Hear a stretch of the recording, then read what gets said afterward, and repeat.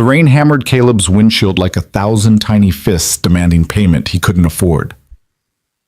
3 weeks. That's all the time standing between him and the moment a judge might strip away the only thing that mattered, his daughter. The fraud charges were lies, all lies. But truth doesn't always win in a courtroom when you can't afford the lawyers who know how to sell it. His knuckles whitened on the steering wheel as his headlights caught something that would change everything. A luxury red sedan, hood up, hazards blinking weakly through the downpour, and a woman's silhouette shivering beside it like a ghost waiting to be saved or forgotten.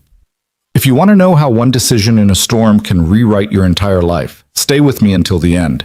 And hey, drop a comment with your city so I can see how far this story travels.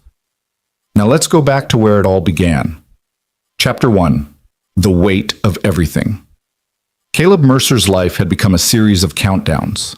21 days until the trial that would determine whether Lily stayed his daughter or became another case file in the foster system. 14 hours since he'd slept more than 90 minutes straight. $6.37 in his checking account, and exactly 0 good options. The rain had started just after midnight, right when his shift at the warehouse ended. Fat drops that turned into sheets, then walls, until the highway became a dark river with painted lines suggesting where the road might be. His truck, a 2004 Silverado that burned oil and made concerning noises in third gear, pushed through the weather with the grim determination of a vehicle that understood it wasn't allowed to die yet. Caleb's phone sat face down on the passenger seat. He couldn't look at it. Couldn't bear to see the lawyer's last text message again. We need to talk about realistic expectations. Realistic expectations. That was lawyer speak for you're going to lose. His daughter's face flickered through his mind. Lily at 7 years old, gap-toothed and brilliant, with his late wife's dark curls and a laugh that could reset his entire world. She didn't know how bad things were. Caleb had gotten very good at smiling through the fear, at making boxed mac and cheese feel like a feast, at pretending the nights he spent pacing the kitchen with mounting legal bills were just daddy doing boring grown-up stuff. But Lily wasn't stupid. She'd noticed he'd sold the TV, noticed they'd stopped going to the diner on Sundays, noticed the way he held his breath every time his phone rang. The accusations were insane: embezzlement, falsified records, theft from the construction company where he'd worked for 6 years. None of it true. Every single charge a manufactured lie built by someone who'd needed a scapegoat when money went missing from project accounts. And Caleb, with his lack of connections, his blue-collar background, his inability to hire the kind of defense that could shred a prosecution before breakfast, he was the perfect target. The evidence looked damning. Documents with his forged signature, transactions routed through accounts that had his name attached, a paper trail so clean it screamed professional setup, but convincing enough that his own lawyer kept using words like uphill battle and plea bargain. Caleb would rather die than plead guilty to something he didn't do, but he'd die faster than let Lily grow up thinking her father was a thief. The windshield wipers beat a rhythm that matched his pulse. Not enough, not enough, not enough. He was maybe 10 miles from home, from the small rental house where Lily was sleeping under her grandmother's watch, when his headlights caught the sedan. It sat canted on the shoulder like an expensive mistake, hazard lights blinking amber ghosts through the rain. The hood was up, propped with what looked like a coat hanger, and beside it, barely visible through the storm, a figure in what might have once been business clothes stood with arms wrapped around itself, soaked to the bone. Caleb's foot moved toward the brake, then hesitated. Every instinct screamed the same warning: don't stop. You can't afford complications. You have enough problems. Someone else will help. Keep driving. But his conscience, that stubborn, inconvenient voice that sounded too much like his late wife Sarah, had other ideas. What if that was Lily someday? What if that was you? What if nobody stops? Damn it, Caleb muttered and pulled over. Chapter 2. The Woman in the Rain. He left his truck running, flashers on, and stepped out into the deluge. The rain hit like a cold slap, soaking through his work jacket in seconds. He kept his distance as he approached, hands visible, posture non-threatening, every movement calculated to say, I'm here to help, not hurt. The woman turned, even drenched and miserable. She carried herself with a kind of rigid authority that Caleb recognized from every boss, every bureaucrat, every person who'd ever looked at him and seen just a worker. Her dark hair was plastered to her face, and her eyes, sharp and assessing even in exhaustion, locked onto him with immediate wariness. "Car trouble?" Caleb called over the rain, stopping a respectful 10 feet away. "Obviously." Her voice cut through the storm with the kind of precision that suggested she was used to people jumping when she spoke. Then, seeming to catch herself, she softened slightly. "Yes, it won't start. The battery, I think." "Mind if I take a look?" She hesitated, studying him in the weak glow of his truck's headlights. Caleb understood the calculation happening behind her eyes. Woman alone, strange man, middle of nowhere, midnight storm. He'd be suspicious too. "I'll stay in your line of sight the whole time," he offered, "and I've got a daughter at home waiting up to make sure I'm safe, so I'm motivated to make this quick and get back to her." It was a small lie. Lily would be asleep, but it was the kind of lie that built trust. The kind that said, "I'm a father. I'm safe. I have people who care if I come home." Something in the woman's posture relaxed a fraction. "All right, but I'm watching." "Wouldn't expect anything less, ma'am." Caleb moved to the sedan's engine. It was a newer model BMW, the kind of car that cost more than he'd make in 2 years, and immediately spotted the problem. The battery terminals were loose, probably shaken free by bad road conditions. Water had gotten into the connection points. Simple fix if you had the right tools. "You got a toolkit?" he called. "In the trunk." He waited while she popped it, watched her produce a leather case that probably came with the car and had never been opened. Inside were tools so pristine they looked like they'd been minted that morning. Caleb pulled out what he needed and got to work. His own worn toolkit still in his truck, but unnecessary for this.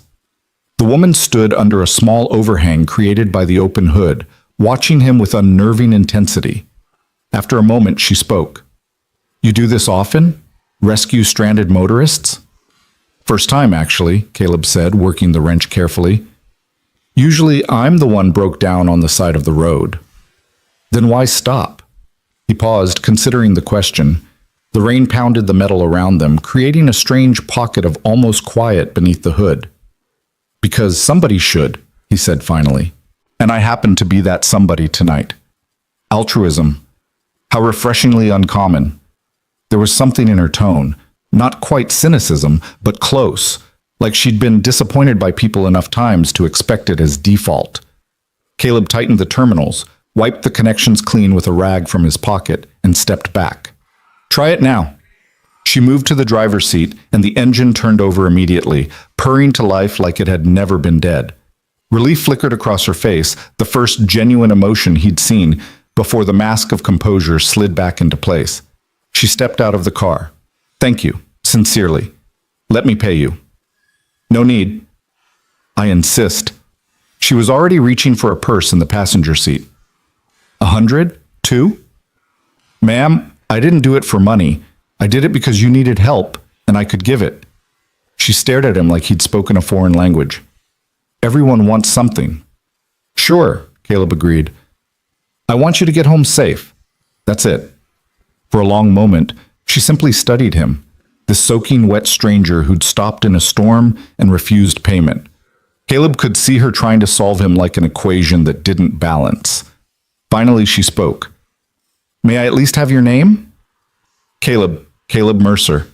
She extended a hand. Her grip was firm, professional, the handshake of someone who'd negotiated with powerful people.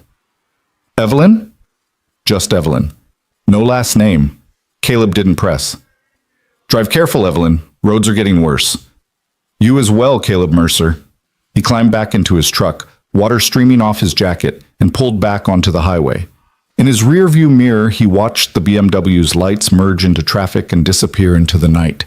Caleb told himself it was just a good deed, a brief intersection of two lives that would never cross again. He told himself it didn't matter that she'd looked at him like he was a puzzle she couldn't quite solve. He told himself a lot of things, but the image of her face in the rain, sharp, intelligent, guarded, and for one brief moment genuinely grateful, stayed with him longer than it should have. It's set. Chapter 3. The countdown continues. 3 weeks moved like a slow-motion car crash.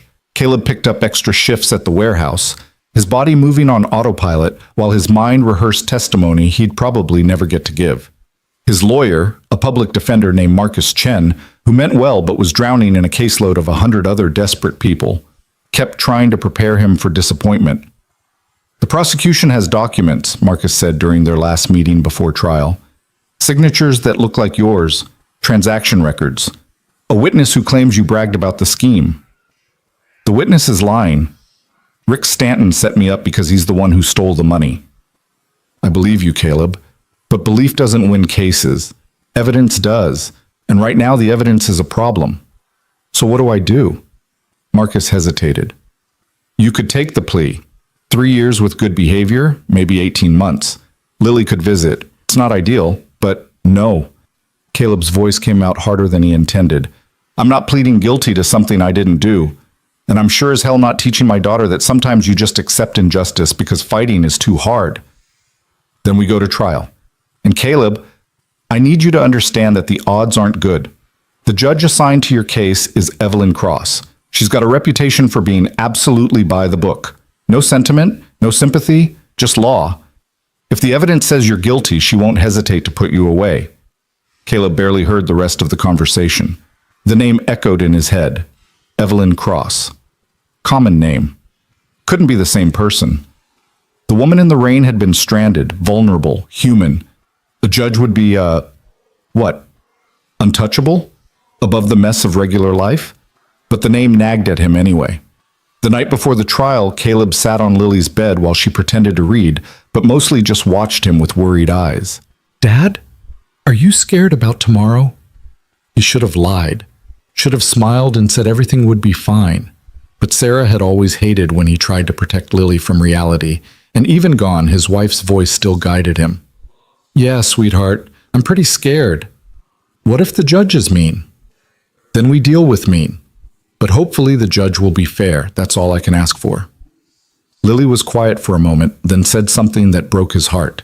If you have to go away, I'll write you letters every day, so you don't forget me. Caleb pulled her into a hug so tight she squeaked.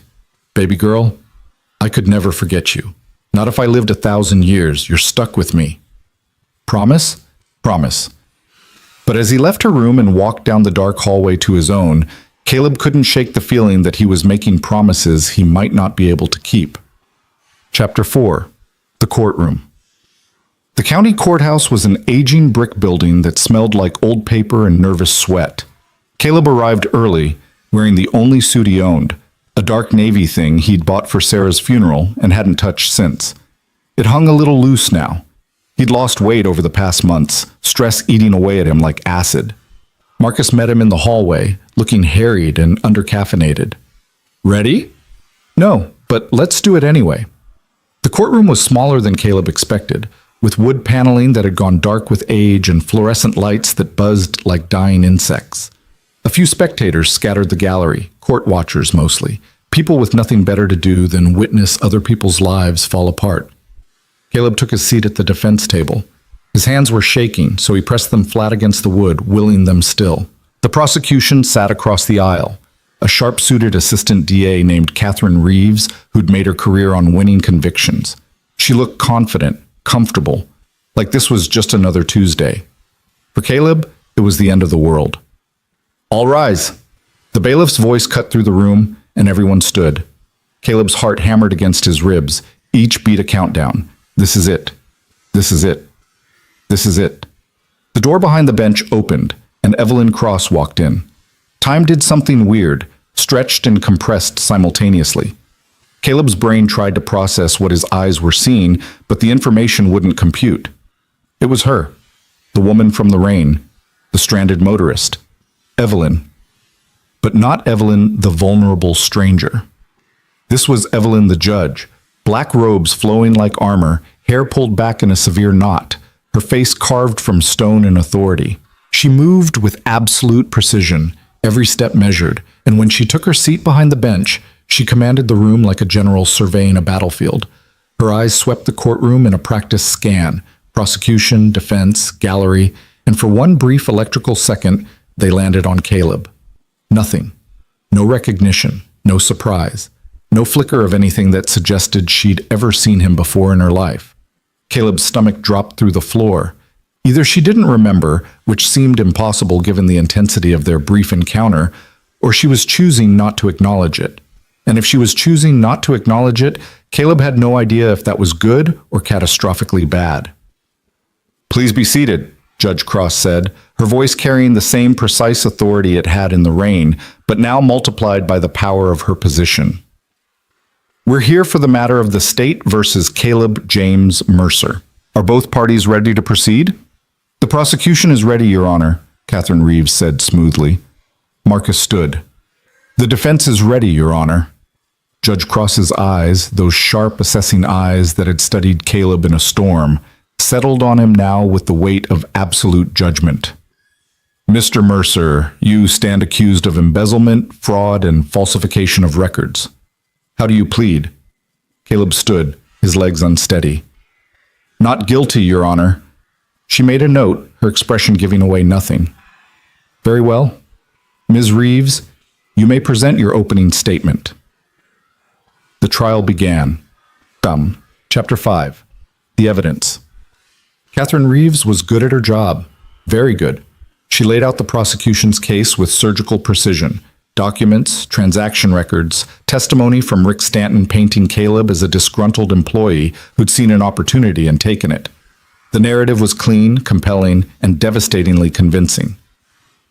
"Ladies and gentlemen," Reeves addressed the jury, "the evidence will show that Caleb Mercer systematically stole over $200,000 from his employer over an 18-month period.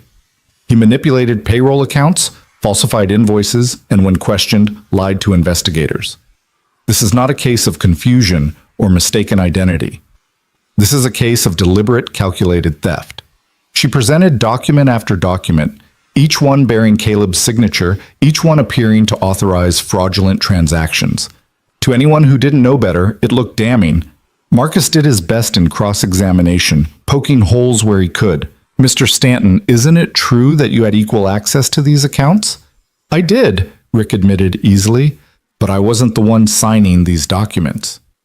"How do we know Mr. Mercer actually signed them?" "His signature is right there." "Signatures can be forged." Rick smiled, a cold, knowing smile that made Caleb's blood boil.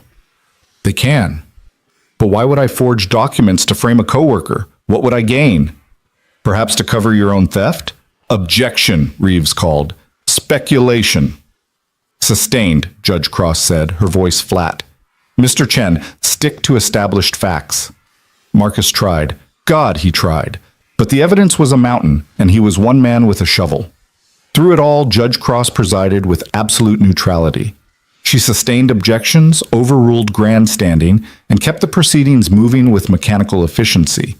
She never once looked at Caleb in a way that suggested she'd ever seen him before. But Caleb watched her, studied her, and slowly he began to notice small things. The way her jaw tightened when Reeves presented the forged signatures, the slight pause before she sustained certain objections, the laser focus with which she examined each piece of evidence the prosecution submitted. It was subtle. So subtle Caleb might have imagined it. But he didn't think he was imagining the moment, deep into the second day of trial, when Reeves presented a smoking gun document supposedly showing Caleb authorizing a $50,000 fraudulent transaction. Judge Cross studied it for a long moment. Then, in a voice that could cut glass, she said, "Ms. Reeves, when was this document forensically verified?" Reeves blinked. "I'm sorry, Your Honor." "Forensically verified. Chain of custody documented. Authenticated by a handwriting expert. The signature matches Mr. Mercer's known samples. That wasn't my question." Judge Cross's eyes were steel. "Was this document subjected to forensic analysis to verify its authenticity?" A beat of silence. "No, Your Honor, but then it's not yet admissible as evidence." She set the document aside. "You'll need to submit it for proper verification before I'll allow the jury to consider it." Reeves looked like she'd been slapped. "Your Honor, this is standard procedure. Document authentication is required when the defense questions authenticity, which they have, repeatedly." Judge Cross's tone left no room for argument. "Get it verified, Ms. Reeves. Until then, the jury will disregard this exhibit." Marcus shot Caleb a look that said, "What the hell just happened?" Caleb had no answer, but something had shifted. Chapter 6. The Turn. The prosecution's case began to fracture. With Judge Cross demanding proper forensic verification for every document, the smooth narrative Reeves had built started showing cracks. Chain of custody became an issue. Authentication questions arose. What had seemed like ironclad evidence suddenly looked shakier under the microscope of proper legal scrutiny. And then on the fourth day of trial, everything exploded. The court ordered forensic analyst, a dry, academic man named Dr. Howard Chen, took the stand to present his findings on the disputed documents.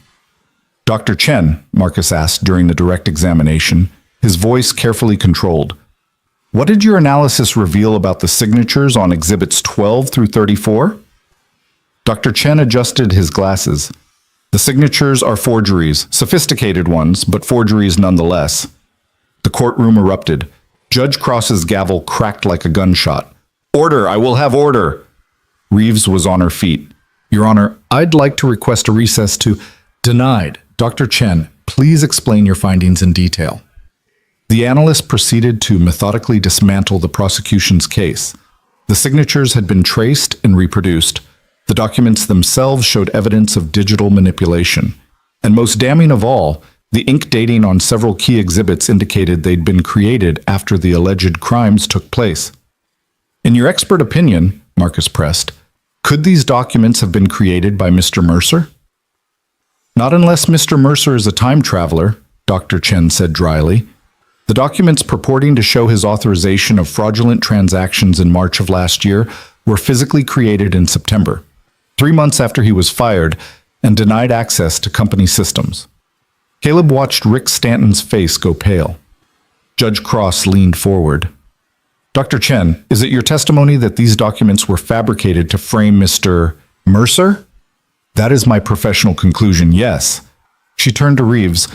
"Ms. Reeves, do you have an explanation for how fabricated documents ended up as the cornerstone of your case?" The prosecutor looked trapped.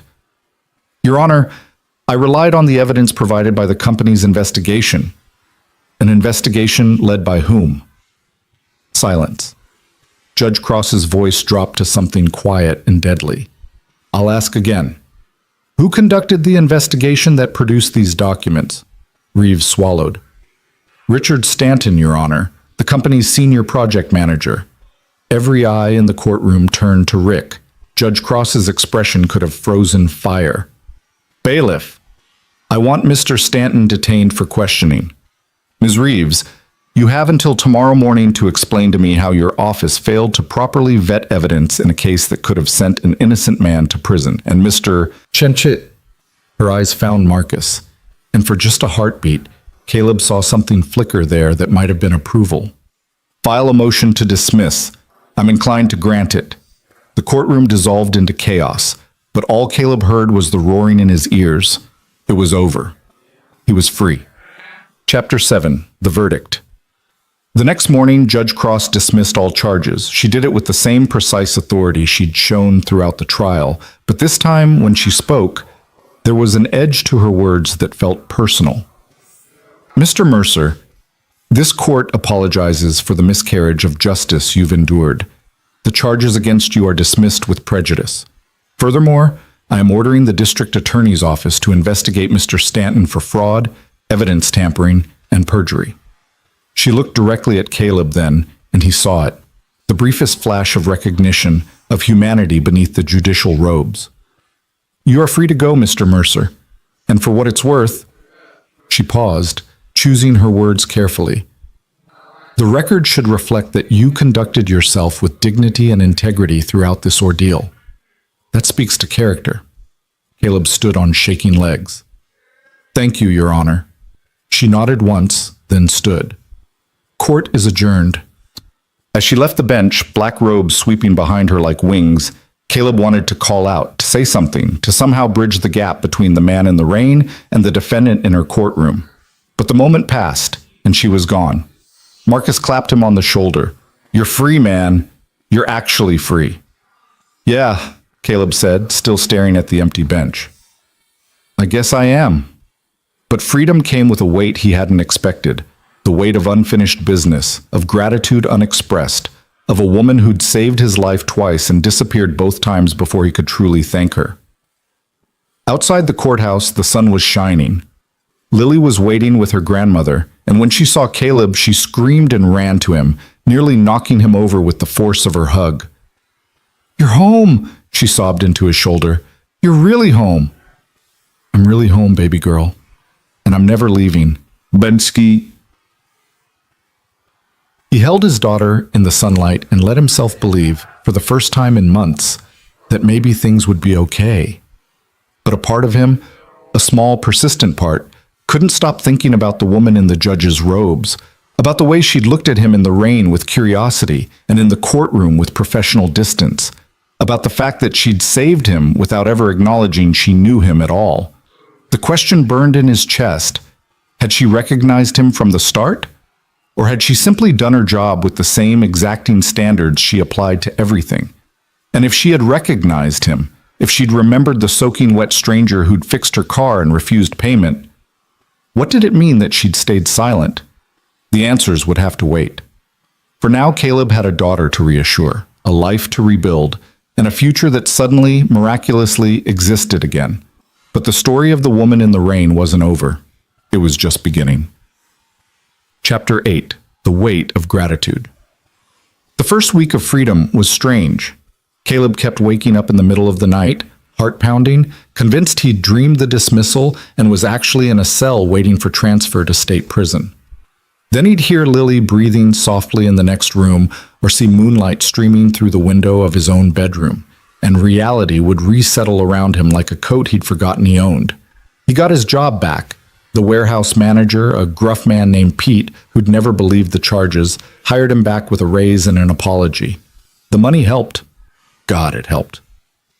Caleb paid down the bills that had been slowly suffocating him and bought Lily the art supplies she'd been wanting for months. Life started to feel almost normal, but the question wouldn't leave him alone. Late at night, after Lily was asleep, Caleb would sit at the kitchen table with a cup of coffee going cold in his hands, and he'd replay every moment of the trial.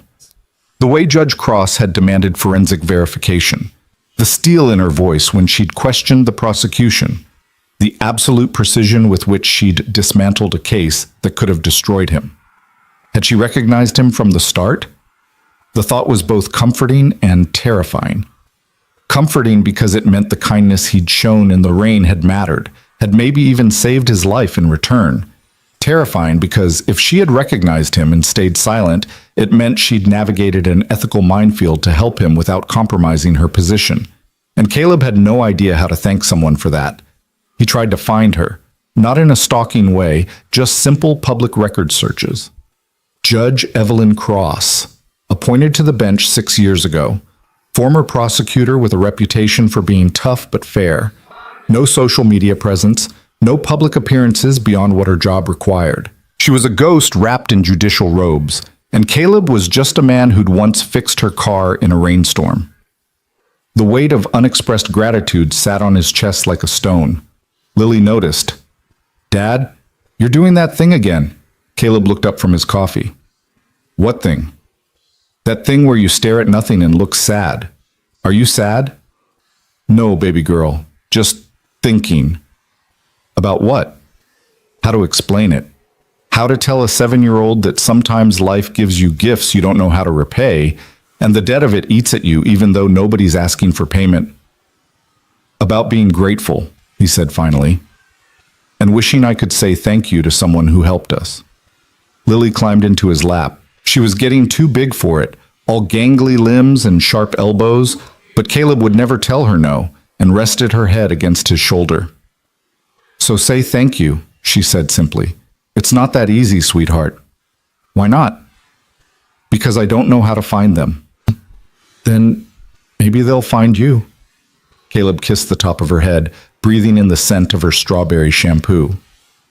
"Maybe, but I'm not going to count on it." "Okay, but if they do, you have to say thank you. Promise?" "I promise." Lily nodded, satisfied, and wandered back to her coloring books. Caleb stayed at the table, holding the cold coffee, and told himself to let it go. Some debts couldn't be repaid. Some mysteries didn't get solved. Some women in rainstorms walked out of your life as completely as they'd walked into it, and you just had to make peace with never knowing what they'd been thinking when they saved you. He told himself all of that. But deep down, in the part of him that had stopped on a midnight highway because it was the right thing to do, Caleb couldn't quite believe the story was finished. The universe, he'd learned, had a weird sense of timing, and some circles took longer to close than others.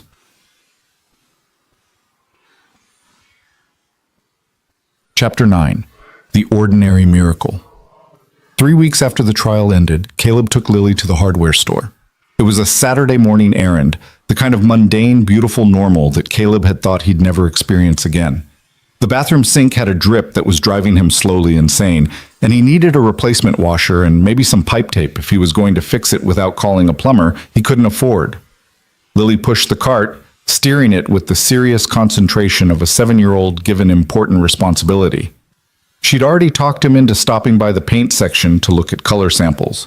"Just looking, Dad. I'm not asking for anything, but that purple would be so pretty in my room," and was now campaigning for a stop at the garden center on the way out. "They have baby tomato plants," she explained. "We could grow tomatoes. I'd take care of them." "You said that about the goldfish. Mr. Bubbles lived for 3 months. That's basically forever in fish years."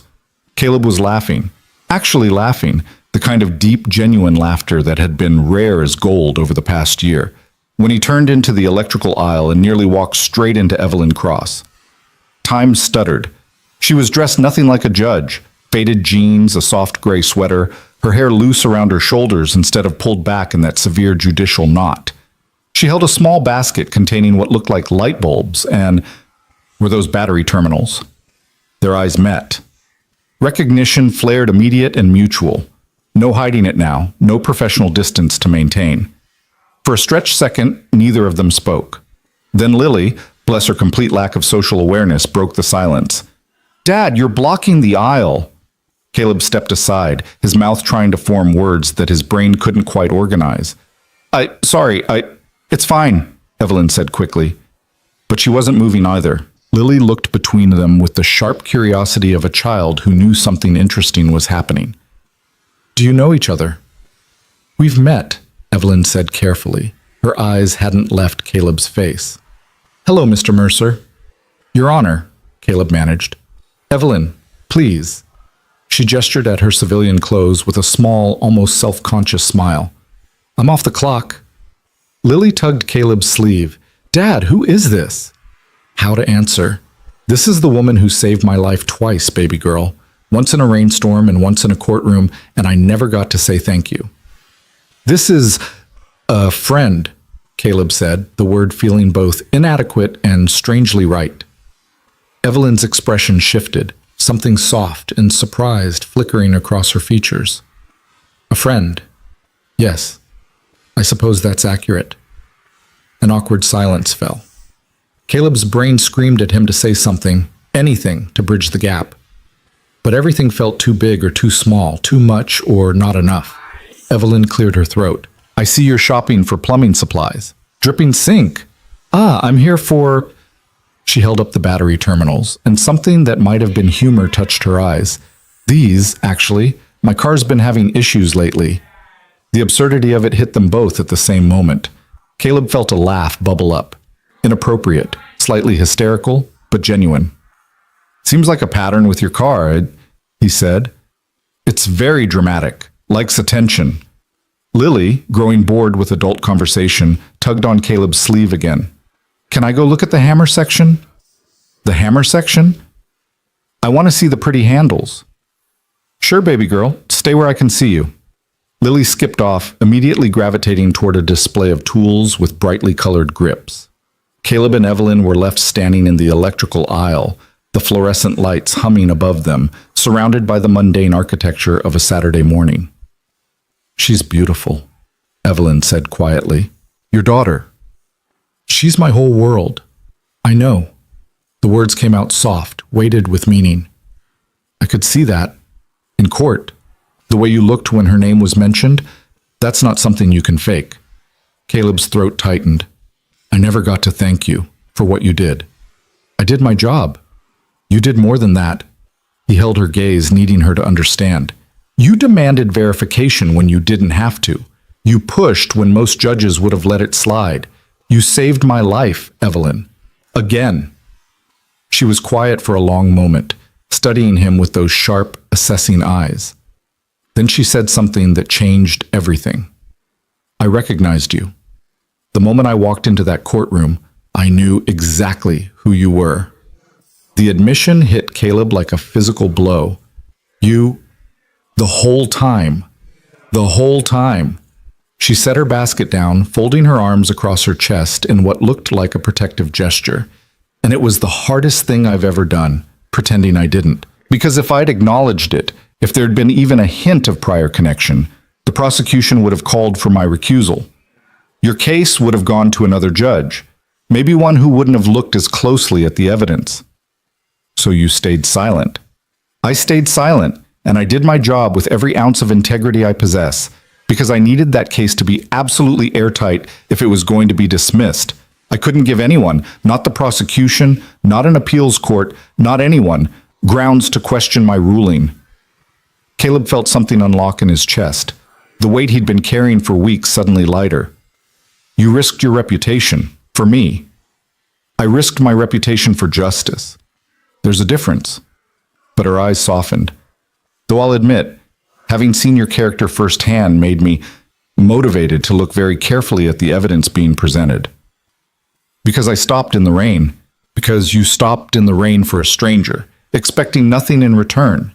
Because you showed me kindness when you had every reason to keep driving. Because, she paused, seeming to choose her words carefully, because people who do that tend to be who they appear to be.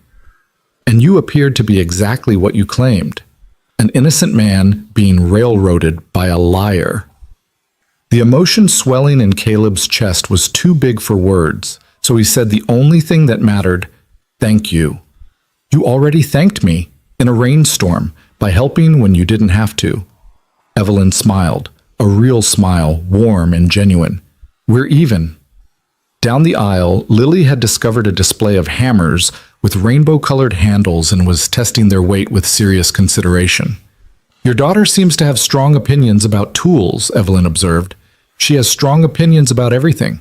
Gets it from her mom. Your wife? Was. She died 3 years ago. Cancer. I'm sorry. Me too. Caleb watched Lily examine a purple-handled hammer like it held the secrets of the universe. But we're doing okay. Better than okay now. An idea sparked, reckless and probably stupid, but Caleb had learned that the best moments in life usually started with decisions that looked questionable from the outside. Can I buy you coffee? He asked. To say thank you properly, and maybe to prove that I can hold a conversation without being terrified you're about to send me to prison. Evelyn laughed, a genuine, surprised sound that transformed her entire face. Coffee, yes, I think I'd like that. Yeah? Yes. Though fair warning, I'm extremely particular about coffee. It's been called one of my more annoying qualities. I once spent 20 minutes explaining to Lily why purple is technically the best color, so I think we'll be fine. She picked up her basket, something light and almost playful in her expression. There's a cafe 2 blocks from here. Decent espresso, terrible pastries. Perfect. Let me grab my plumbing supplies and collect my daughter from the hammer aisle, and we'll meet you there. I'll be the one judging everyone's coffee orders. They moved toward their respective errands, and Caleb felt the strangest sensation, like the universe had just clicked a puzzle piece into place that he hadn't even known was missing. Lily appeared at his elbow, wielding a purple hammer with rainbow speckles. Dad, I need this. You need a hammer? For building things, important things. What important things? I don't know yet, but when I figure it out, I'll have the perfect hammer ready. She looked up at him with those wide, earnest eyes that could probably convince him to buy her the moon if she asked right. Please? Caleb glanced back down the aisle, where Evelyn was examining light bulbs with the same intense focus she'd probably applied to every decision in her life. Some moments deserved celebration. Some mornings called for small victories. Okay, but you're responsible for it. That means no hammering things that aren't supposed to be hammered. I promise. At the checkout, with a purple hammer, plumbing supplies, and the prospect of coffee with a woman who'd saved his life twice, Caleb felt something he'd almost forgotten. Hope. Not the desperate, clinging hope of a man facing trial, but the quiet, steady hope of someone who'd survived the worst and found himself standing in a hardware store on a Saturday morning, watching his daughter sing to herself about hammers while the future opened up like a road with no visible end. It was, in its own strange way, perfect. The cafe was exactly as Evelyn had described. Small, slightly worn around the edges, with mismatched furniture and the kind of espresso machine that looked like it required an engineering degree to operate.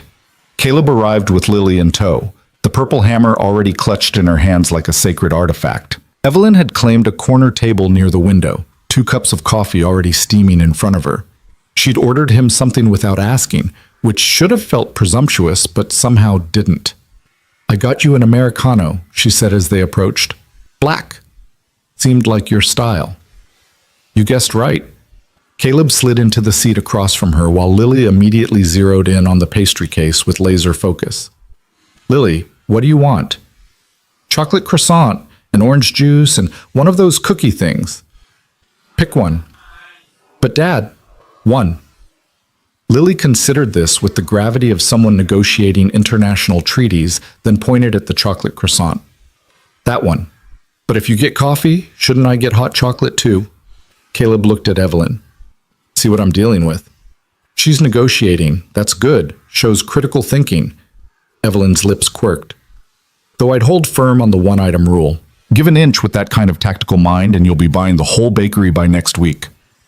"I like her," Lily announced to Caleb, as if Evelyn wasn't sitting right there. "She's smart." "Thank you," Evelyn said seriously. "I like you too. That's an excellent hammer." Lily's entire face lit up. "You think so? Dad said I could get it for building important things." "What kind of important things?" "I don't know yet, but when I figure it out, I'll be ready." "That's very forward-thinking of you." Caleb went to order Lily's croissant and hot chocolate, because what the hell, they were celebrating freedom and unexpected coffee dates. And when he returned, Lily had somehow already extracted Evelyn's entire opinion on the best color of hammer handles. "Purple is excellent," Evelyn was saying, "but have you considered teal? It's underrated as a tool color." "Teal is just fancy blue," Lily countered. "Purple is its own thing." "Fair point." Caleb set the pastry and hot chocolate in front of his daughter, who immediately began the careful surgical process of eating a chocolate croissant without getting chocolate everywhere. It was a doomed endeavor, but Lily approached it with optimism. For a moment, the 3 of them sat in comfortable near silence, the cafe humming with quiet Saturday morning energy around them. Caleb sipped his coffee. It was good, strong, and clean, and tried to wrap his mind around the surreal reality of sitting across from Judge Evelyn Cross, who was currently explaining to his daughter the aerodynamic properties of different hammer designs. "So," Evelyn said eventually, redirecting her attention to Caleb while Lily destroyed her croissant, "how are you doing, really?" "Honestly, still processing. Some mornings I wake up and can't believe it's over." "That's normal. Trauma takes time to settle." "Is that the judge talking or personal experience?" Something flickered across her face, brief, guarded. "Both, I suppose, though my trauma was different. Professional, mostly. Watching innocent people get ground up by a system that's supposed to protect them." She paused, stirring her coffee even though she hadn't added anything to it. "Your case wasn't the first time I've seen fabricated evidence, but it was one of the most blatant. That kind of corruption makes me angry." "You hit it well. In court, you were..." Caleb searched for the right word. "Terrifying, actually, in a professional way." "Good. Judges should be a little terrifying, keeps everyone honest." She smiled slightly. "But I'll admit, maintaining neutrality while watching that prosecutor present forged documents was one of the harder performances I've given." "Performance?" "The bench requires a certain amount of theater. You can't let personal feelings show, even when you're furious. Even when you recognize someone from a rainstorm and want to acknowledge it, but know you can't." Her eyes met his, direct and honest. "Even when you're terrified you're going to get it wrong, and an innocent man will go to prison because you made a mistake." The admission surprised him. You were scared? Of course I was scared. I'm human, Caleb. I just don't get to show it when I'm wearing the robe. She set down her coffee cup. The stakes in that courtroom were your entire life. Your daughter's father, everything that mattered to you. That's not something I take lightly. Lily looked up from her croissant, chocolate smeared across her chin. Are you talking about the trial? When Dad was sad all the time? Caleb's chest tightened. Yeah, baby girl, that's what we're talking about. I didn't like that time. You pretended you weren't sad, but I could tell. She turned to Evelyn with the blunt honesty only children possess. Did you help my dad not be sad anymore? Evelyn's expression softened into something achingly gentle. I tried to make sure the truth came out. Your dad did the rest by being brave. He's very brave. One time, he killed a spider that was this big. Lily spread her chocolate-covered hands apart in wild exaggeration, and he didn't even scream. Impressive. It was a pretty big spider, Caleb confirmed solemnly. They fell into easier conversation after that, the kind of meandering talk that happens when people are finding their rhythm with each other.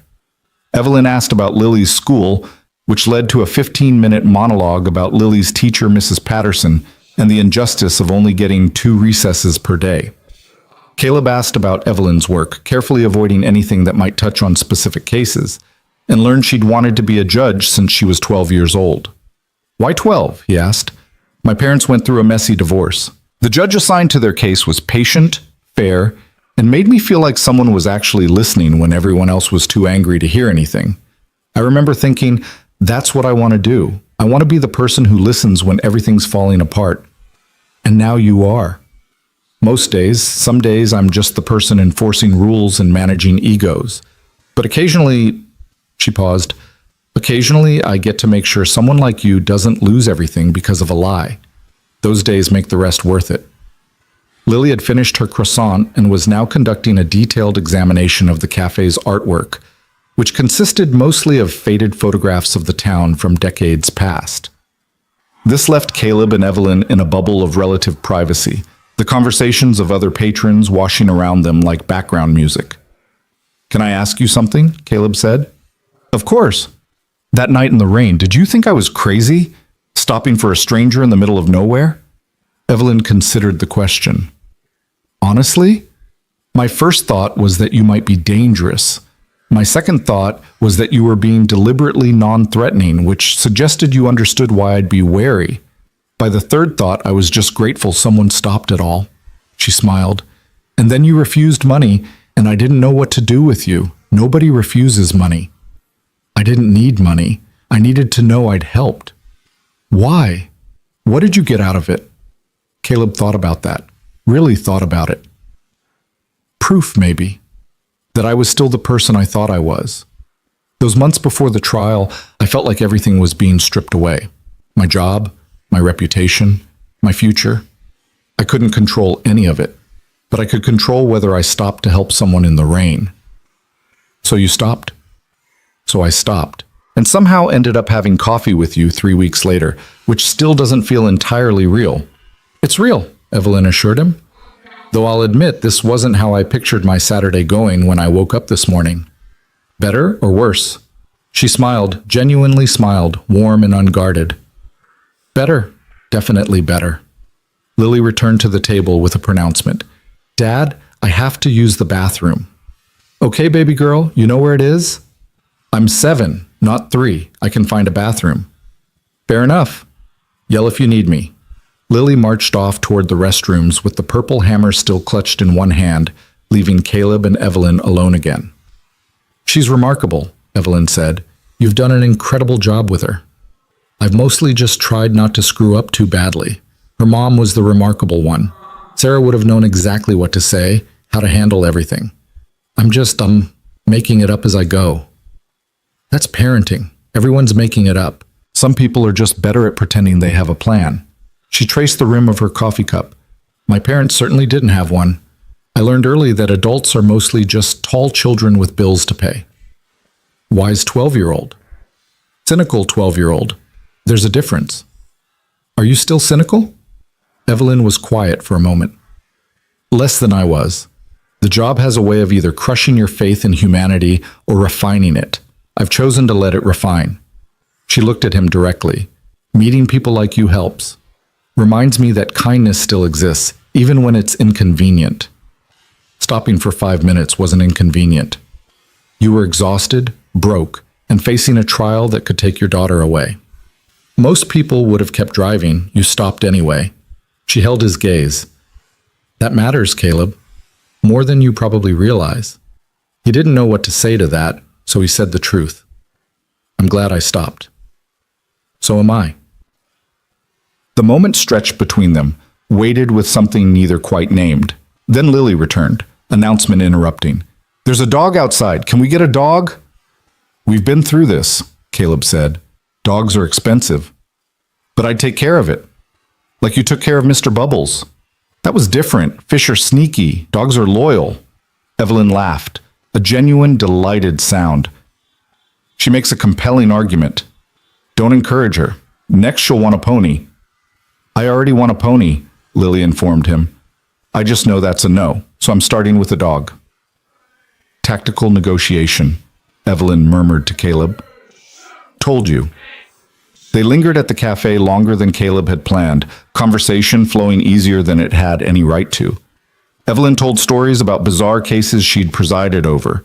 Nothing confidential, just the weird human moments that happened in courtrooms. Caleb shared tales of warehouse mishaps and Lily's ongoing campaign to convince him that bedtime was a social construct. It felt normal. Easy. Like they'd known each other longer than 2 brief encounters in a trial. Eventually, though, the cafe began filling with the lunch crowd, and Lily's attention span reached its natural limit. We should probably go, Caleb said reluctantly. I've still got that sink to fix. And I have errands I've been avoiding. Evelyn stood, gathering her things. But this was really nice. Thank you for the coffee and the company. Thank you for saving my life, twice. We're keeping score now? Apparently. They walked out together, Lily skipping ahead to examine the dog she'd spotted earlier, an elderly golden retriever who accepted her enthusiastic petting with patient dignity. On the sidewalk, Caleb and Evelyn faced each other in the sunlight, and Caleb felt the same awkwardness from the hardware store returning. This felt like a goodbye, but he didn't want it to be. Would you? He started, then stopped, suddenly uncertain. Would you want to do this again sometime? Coffee, I mean, or dinner, or... I'm not good at this. I haven't asked anyone out since my wife, and that was 10 years ago, so if I'm being weird... You're not being weird, Evelyn interrupted gently. And yes, I'd like that. Very much. Relief flooded through him.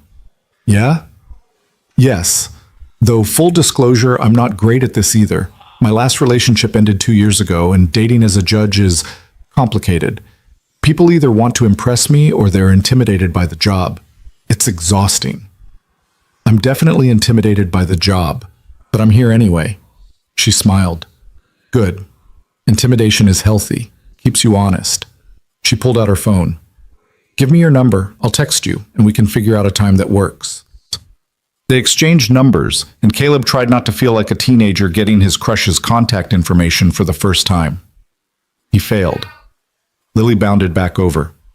Dad, that dog's owner said golden retrievers are the best family dogs. Just information. For you. To have. Information received and filed, Caleb said. Lily turned to Evelyn. Are you going to be Dad's friend now? I hope so, Evelyn said. Good. He needs more friends. He mostly just talks to me and Grandma mostly talks about her garden. She stuck out her hand with solemn formality. Nice to meet you, Judge Lady. Nice to meet you too, Lily, and you can call me Evelyn. Evelyn? Lily repeated, testing the name. I like it. It sounds fancy. Thank you. I like Lily. It sounds like sunshine. Lily beamed, and Caleb felt something in his chest constrict with an emotion he couldn't quite name. Watching his daughter interact with Evelyn, seeing them find easy rapport, felt significant in ways he wasn't ready to examine too closely. They parted ways in the parking lot, Evelyn heading toward her BMW, battery terminals successfully acquired, while Caleb and Lily climbed into his truck. As he pulled out onto the street, Lily said, I really like her, Dad. Yeah, baby girl, me too, Is she going to be your girlfriend? I don't know yet. Maybe. Would that be okay? Lily was quiet for a moment, swinging her purple hammer thoughtfully. Mom would have liked her. She's smart and nice, and she thinks my hammer is cool. Caleb's throat tightened. Yeah, I think Mom would have liked her too. Then it's okay. You can be her boyfriend, but you have to be a really good one, because she's special. How do you know she's special? Because she helped us when we needed it, and because she looks at you like you're interesting, not like you're just some regular dad. Lily paused. And also because she knows purple is the best color for hammers. Caleb laughed, the sound coming out slightly choked. Those are all excellent reasons. That night, after Lily was asleep and the sink was fixed, mostly, it still dripped a little, but less aggressively, Caleb's phone buzzed with a text from an unknown number. This is Evelyn. Just wanted to make sure you got home safely and that your sink repair went well. He smiled and typed back. Home safe. Sink is improved. Not perfect, but better. How are your battery terminals? Installed and functional. I even managed to do it myself, though I'll admit I consulted a YouTube video. That's cheating. That's efficiency. There's a difference. Judge Cross, are you telling me you cut corners? I'm telling you I use available resources wisely. Completely different. They texted back and forth for another hour. Nothing deep, just the easy back and forth of two people getting to know each other. She asked about Lily's bedtime routine. He asked about her coffee preferences. She sent a photo of her car with the caption, "Look, it starts." And he sent back a thumbs up emoji followed immediately by, "Did I just use an emoji with the judge? Is that contempt of court?" Only if the emoji is rude. Thumbs up is acceptable. Eggplant is pushing it. Noted for future reference. When they finally said goodnight, Caleb lay in bed staring at the ceiling, feeling something he hadn't felt in years. Anticipation for the future that wasn't rooted in dread. His phone buzzed one more time. For what it's worth, I had a really good time today. Thank you for the coffee and for letting me meet Lily. She's wonderful. Caleb typed and deleted 3 different responses before settling on the truth. Thank you for being willing to take a chance on the guy who stopped in the rain. I had a really good time too. The response came almost immediately. Best decision I've made in a while. He fell asleep smiling. The next 2 weeks unfolded like something from a life Caleb had thought was only available to other people. People with stable jobs and clean legal records and the kind of uncomplicated existence where you could plan more than 3 days into the future. He and Evelyn texted daily. Nothing overwhelming, just steady connection, morning check-ins, random observations, photos of interesting things. She sent him a picture of a courtroom cat that had wandered in during a hearing. He sent her a video of Lily's dramatic interpretation of why she deserved a dog, performed with full theatrical flair. They managed one actual date, dinner at a quiet Italian place where the food was simple and excellent, and they could talk without shouting over noise. Evelyn wore a dark blue dress that made her eyes impossible to look away from, and Caleb wore the same suit from the trial because it was the only one he owned, but she didn't seem to mind. You clean up well, she said when he picked her up. You're just being nice. I'm a judge. I'm contractually obligated to be honest. Is that true? No, but it sounds authoritative. Over pasta and wine that Evelyn insisted on splitting despite Caleb's protests, they talked about everything and nothing.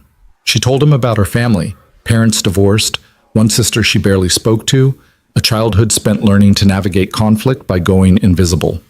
He told her about Sarah, about the cancer that took her too fast, about learning to be both parents to a 5-year-old who didn't understand why mommy wasn't coming home. That must have been impossible, Evelyn said quietly. Some days it was. Some days I barely held it together.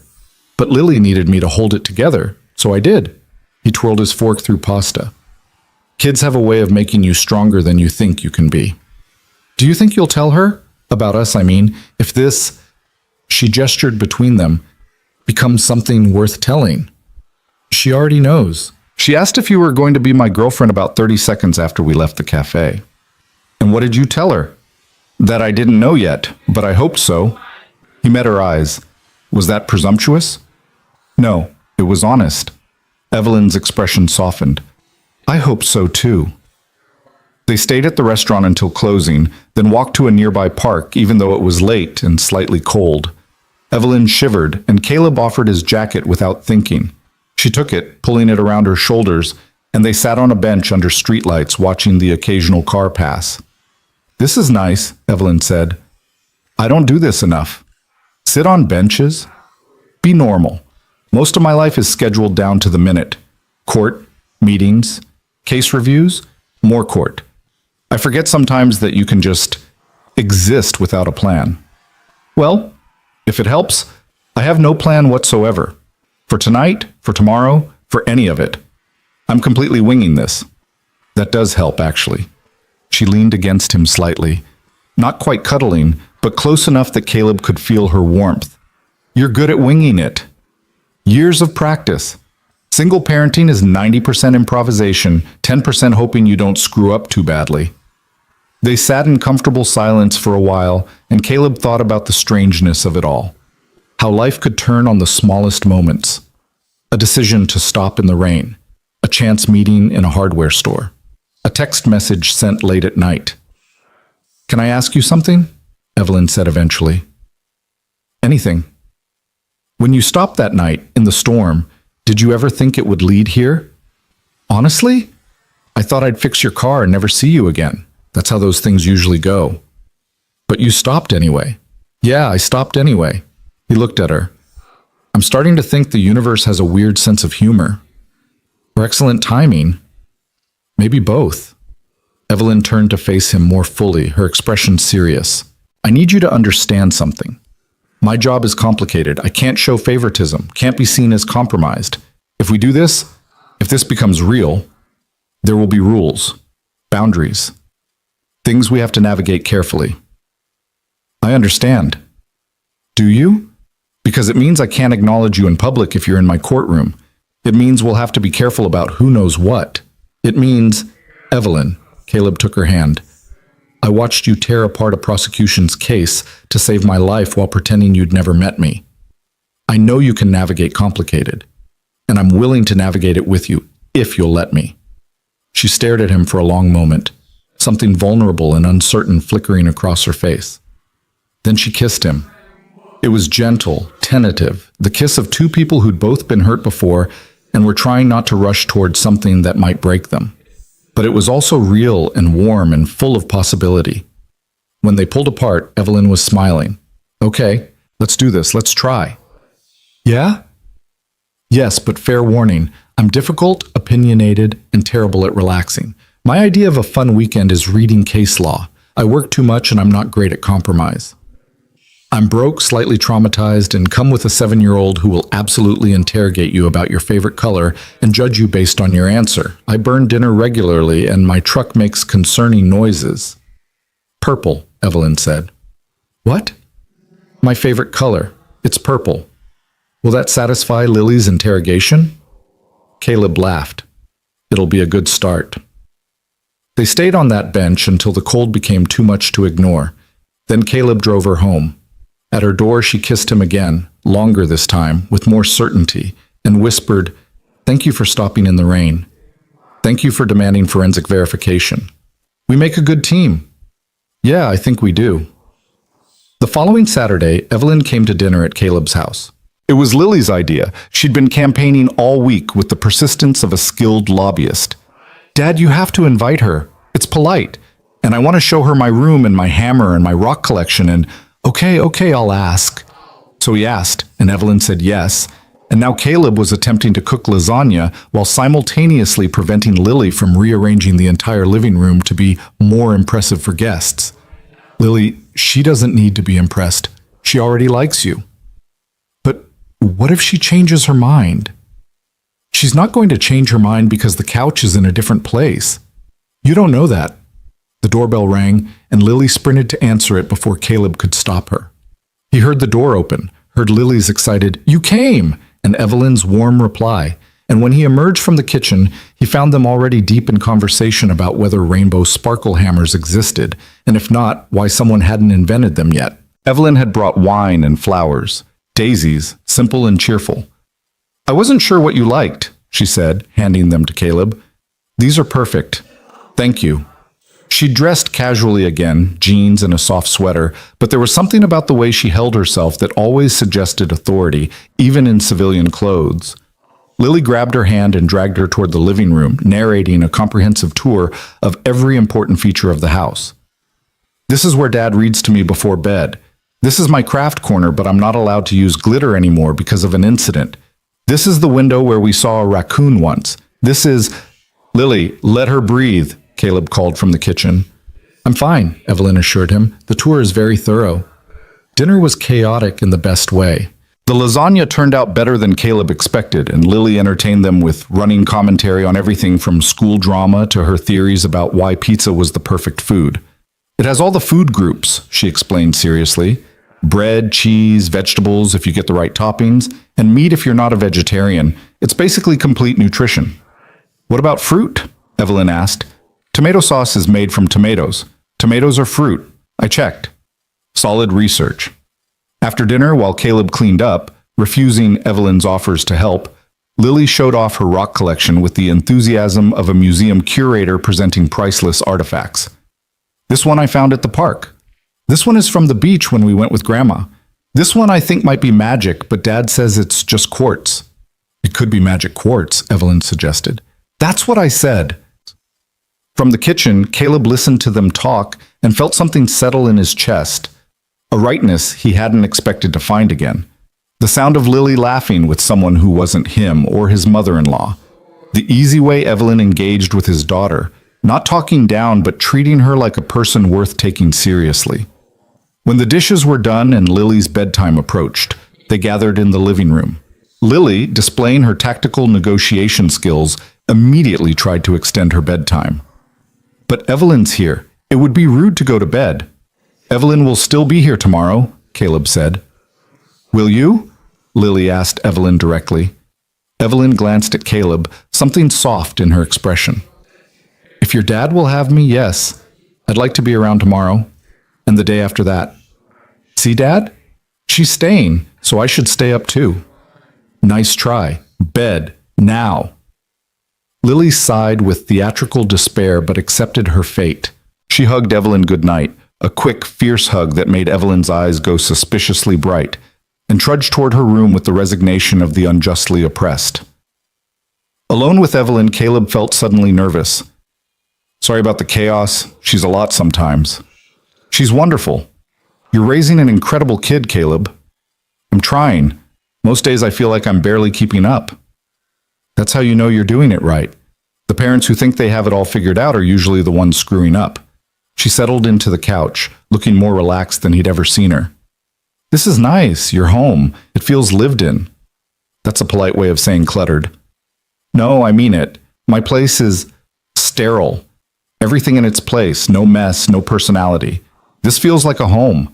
Like people actually live here and aren't just passing through. Caleb sat beside her. You're welcome here any time. Both of you, the sterile judge version and the human version. What if they're the same person? Then I'm lucky enough to get both.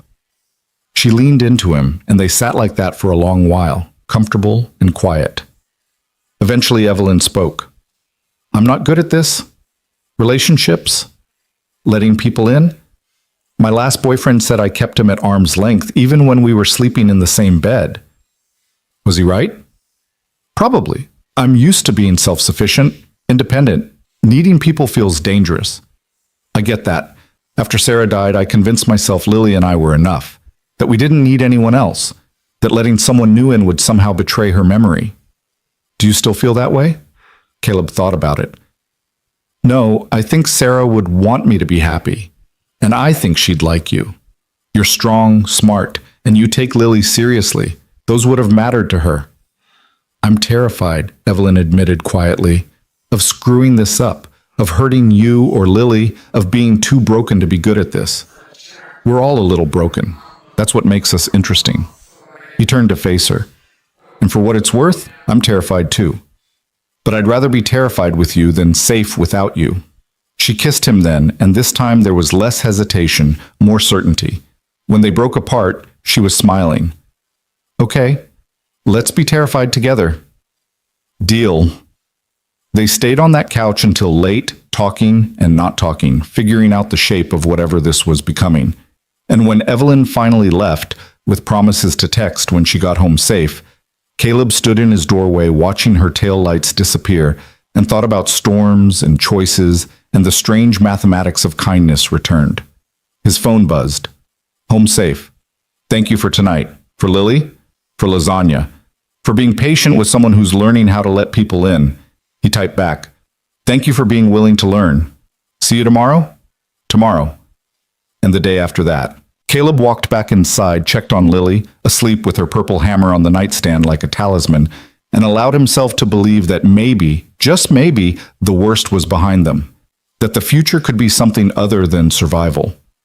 That sometimes the universe gave back what it took away, just in different forms. And that stopping in the rain had been the best decision he'd ever made.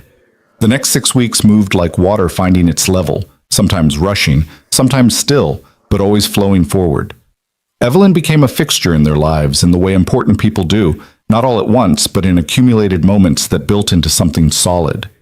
She showed up for Lily's school art show on a Thursday evening, standing in the back of the gymnasium in her work clothes because she'd come straight from court. Lily spotted her immediately and dragged her to see every single piece of artwork in the entire exhibition, not just her own watercolor of a purple hammer surrounded by stars. This one is about friendship, Lily explained, pointing to a crayon drawing by her classmate Marcus. And this one is about dogs, obviously. And this one I think is supposed to be a house, but it looks more like a trapezoid with windows. Art is subjective, Evelyn said seriously. That's what Mrs. Patterson says when someone's drawing is weird, but she doesn't want to be mean. Caleb watched them from across the room, his daughter and this woman who'd somehow become essential, and felt the careful walls he'd built around his heart continue their steady collapse. Later, in the parking lot, Lily hugged Evelyn goodnight and whispered something Caleb couldn't hear. Evelyn's expression went soft and surprised, and she whispered something back that made Lily nod with satisfaction before skipping to the truck. What was that about? Caleb asked when they had a moment alone. She asked if I was going to stick around. I told her I planned to, if that was okay with her. And she said that I should know purple is her favorite color, sharks are cool but dolphins are cooler, and if I ever need help with anything important, she has a hammer. Evelyn's voice caught slightly. Then she said she was glad I stopped being just Dad's friend and started being her friend too. Caleb pulled her into a hug right there in the parking lot, not caring who saw. She doesn't let people in easy. Not since Sarah. The fact that she's letting you in means everything. I don't want to replace her mother. You're not. You're being exactly who you are, and that's exactly who Lily needs. He kissed her forehead. Who we both need. They'd established a rhythm by then, dinners twice a week alternating between his place and hers. Weekend mornings at the farmer's market where Lily would convince them to buy honey sticks and fresh bread and flowers that probably cost too much. Movie nights where Evelyn would fall asleep during the second half because her weeks were brutal, and Caleb would carefully extract himself to carry Lily to bed without waking either of them.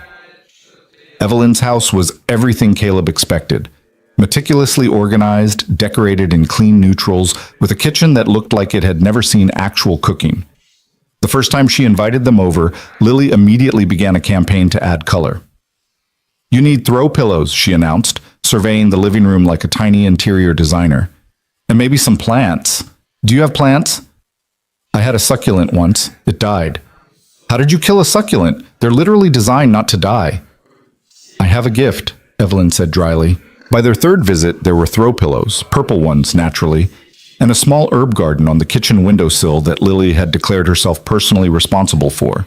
Evelyn pretended to be annoyed by the intrusion of color and life into her carefully controlled space, but Caleb caught her smiling at the basil plant more than once. What surprised him most was how easily Evelyn adapted to the chaos of their lives. She didn't flinch when Lily spilled juice on her couch or when the purple hammer accidentally knocked a picture frame off the wall. She rolled with the punches, literally and figuratively, in a way that suggested maybe she'd been waiting for permission to be less perfect all along. But there were complications too. Evelyn's job created boundaries that couldn't be crossed. She couldn't be seen with Caleb in certain contexts, couldn't acknowledge their relationship publicly.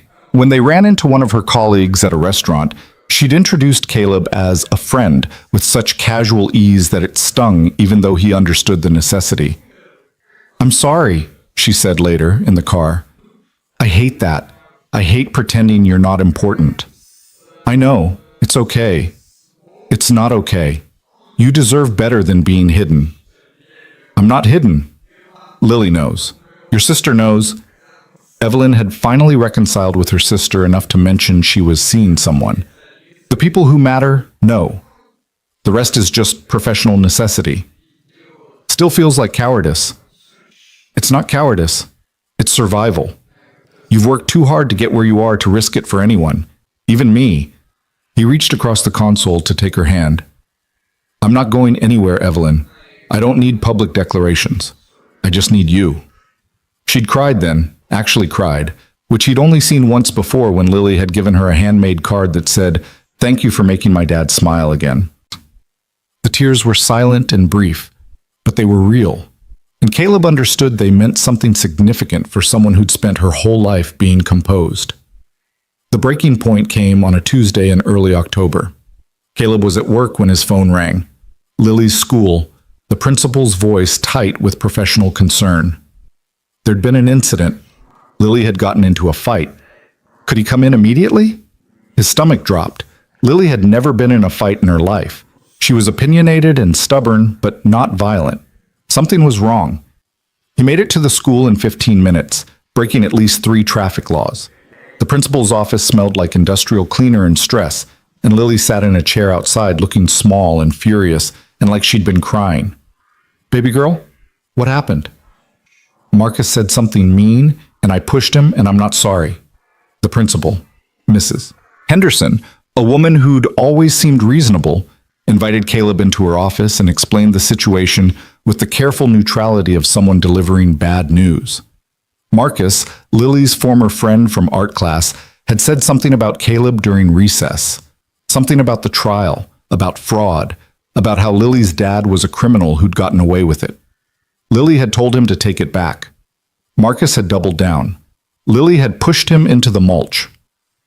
"I understand Lily was defending you," Mrs. Henderson said, "but we have a zero-tolerance policy on physical altercations. She'll need to serve a 1-day suspension." "He called my dad a criminal." Lily's voice came from the doorway, fierce and trembling. "He said you stole money and the judge let you go because she felt sorry for us. He said everyone knows it. I'm not going to let him say that and not do anything." Caleb's chest tightened. "Marcus said that?" Mrs. Henderson looked uncomfortable. "There has been talk among some of the parents about your trial. You have to understand this is a small community, and people gossip. I get it." Caleb kept his voice level with effort. "But my daughter is being punished for defending me against lies. She's being punished for pushing another student. The reason doesn't change the action." It was logical, fair even, but it felt like another punishment for something he hadn't done. Another consequence of Rick Stanton's lies that kept spreading like poison even after the truth came out. He took Lily home. She cried in the truck, angry tears, frustrated tears, the tears of a 7-year-old who'd tried to protect her father and gotten punished for it. "I hate Marcus," she sobbed. "I hate everyone who says mean things about you. I hate that people think you're bad when you're the best person I know. Baby girl, come here." He pulled over into a parking lot and unbuckled her seatbelt so she could climb into his lap like she used to when she was smaller. "You can't fight every person who says something mean about me. You'll spend your whole life fighting." "But it's not fair." "No, it's not fair. But pushing Marcus didn't make him take it back, did it?" "No," she admitted miserably. "So what did it accomplish?" "I don't know. Made me feel better for like 5 seconds, then worse." "Yeah, that's how fighting usually works." He kissed the top of her head. "I'm proud of you for wanting to defend me. That took courage. But next time, use your words. Tell a teacher. Walk away. Save your energy for battles that matter." "But you matter." "I know I do. And the people who know me really know me. They know the truth. Everyone else? Their opinion doesn't change who I am. It just shows who they are." Lily was quiet for a moment, processing. Then, "Can we call Evelyn?" Why? Because she always knows what to say when things are bad. Caleb's throat tightened. His 7-year-old had just articulated something he'd been feeling but hadn't named, that Evelyn had become their person to call when things fell apart. He called. Evelyn answered on the second ring, her voice immediately concerned. Is everything okay? Not really. You have a few minutes? For you? Always. What happened? He explained the situation, the fight, the suspension, the gossip that was apparently still circulating months after his exoneration. Lily interjected with her own version of events, and Evelyn listened to both without interrupting. When they finished, she was quiet for a moment. Then, Lily, can I tell you something? Yes. When I was your age, my parents were going through their divorce. Kids at school said terrible things about my family, about my mom and dad. Some of it was true, some of it was lies, but all of it hurt. And I wanted to fight everyone who said anything. Did you? Once. I punched a girl named Rebecca who said my dad didn't love me anymore. You know what happened? What? I got suspended, Rebecca got sympathy, and the gossip got worse because now I was the violent kid from the broken home. Evelyn's voice was gentle but firm. Fighting didn't make me feel better. It made me feel worse. What did make me feel better was remembering that the people who loved me knew the truth. And the people who didn't? They didn't matter enough to let them control my actions. Lily sniffled. So I shouldn't have pushed Marcus. You were protecting someone you love. That instinct is good. But the method needs work. Next time, tell him his opinion is noted and irrelevant, then walk away. It'll make him way more frustrated than a push ever could. Really? Trust me. Nothing makes mean people angrier than being ignored. Caleb could hear the smile in Lily's voice when she said, You're really smart, Evelyn. I've had a lot of practice dealing with difficult people. It's literally my job. They talked for a few more minutes, Evelyn managing to make Lily laugh about the absurdity of Marcus's logic and the importance of choosing battles wisely. By the time they hung up, Lily was calmer. The storm of her emotions settled into something more manageable. I like that she gets it, Lily said as Caleb drove them home. Like, really gets it. Not just I understand in the fake way adults say, but actually gets it. Yeah, she does. Are you going to marry her? The question came out so casually that Caleb nearly missed his turn. What? Are you going to marry Evelyn? Because I think you should. She makes you happy and she's nice to me and she knows purple is the best color. Those are all important qualifications. Marriage is complicated, baby girl. Why? You love her, right? Did he? Caleb tested the word in his mind, tried it on like a coat he wasn't sure fit. But the moment he did, he realized it had been true for weeks, maybe longer. He loved Evelyn Cross. Her sharp intelligence and hidden softness, her terrible cooking and her surprising patience with the 7-year-old's endless questions, the way she looked at him like he was someone worth seeing. Yeah, he said quietly. I think I do. Then you should marry her. That's how it works. There are steps between I love her and marriage, Lily. Like what? Like dating for a while, making sure we're compatible, talking about the future. You've been dating for weeks. You're super compatible. You both like coffee and me and being nice to people. And the future is just more of now but later. Those are dumb reasons not to ask her. When did you become a relationship expert? I'm 7. I know everything. Caleb laughed despite the weight of the day. Okay, relationship expert. If, and this is a big if, I were to consider asking Evelyn to marry me someday, what would you think about that? Lily didn't even hesitate. I think it would be good. She could live with us and help you cook because you're bad at it. And she could be like a mom, but not replacing mom, because nobody can do that. She'd just be Evelyn. Our Evelyn. Our Evelyn, Caleb repeated softly. I like that. That night, after Lily was asleep, Caleb sat on his porch with a beer he wasn't really drinking and thought about futures he'd stopped letting himself imagine. Marriage, family, someone to build a life with who wasn't a ghost. His phone buzzed with a text from Evelyn. How is she? Better. You helped a lot. Good. And how are you? Caleb stared at that question for a long moment. How was he? Tired, frustrated, angry at the gossip that wouldn't die, but also grateful for a daughter who fought for him and a woman who knew exactly what to say to calm her down. I'm okay. Lily asked me if I was going to marry you. The three dots appeared, disappeared, appeared again. Finally, that's a hell of a question. What did you tell her? That relationships have steps and we're still on early steps. Very diplomatic. And what do you actually think? Caleb's fingers hovered over the keyboard. This was the moment where he could deflect, make a joke, keep things light, or he could tell the truth. I think I love you. I think I've loved you for a while now. And I think Lily's right about a lot of things, including this. The dots appeared immediately. Caleb Mercer, are you telling me you love me via text message? Would you rather I said it in person? Yes, obviously. Then come over. Now? It's almost 10. Now. 20 minutes later, Evelyn pulled into his driveway. She was wearing sweatpants and an old law school t-shirt, her hair pulled back in a messy bun, and she looked more beautiful than Caleb had ever seen her. She got out of the car and walked straight to where he was standing on the porch. Say it again. I love you. Again. I love you, Evelyn Cross.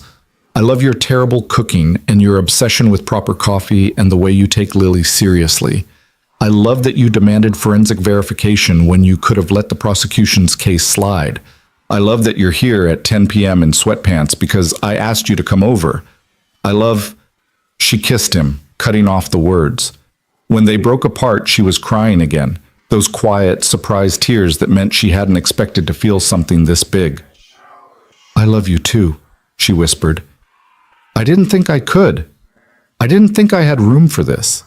But somehow you and Lily just fit, like pieces I didn't know were missing. So what do we do about it? I have no idea. I've never done this before. Not like this. Not with someone who has a child and a complicated past and a future I want to be part of. Lily thinks we should get married. Evelyn laughed, the sound wet with tears. She's 7. She's 7 and smart and apparently has very strong opinions about our relationship. What do you think? Caleb pulled her closer until they were standing on his porch wrapped around each other like two people trying to share warmth. I think it's too soon. I think we need more time. But I also think I want to marry you someday. When we're ready, when it makes sense. How will we know when it makes sense? I don't know. Maybe when it stops feeling scary and starts feeling inevitable. And if it always feels a little scary, then we're scared together, like we agreed.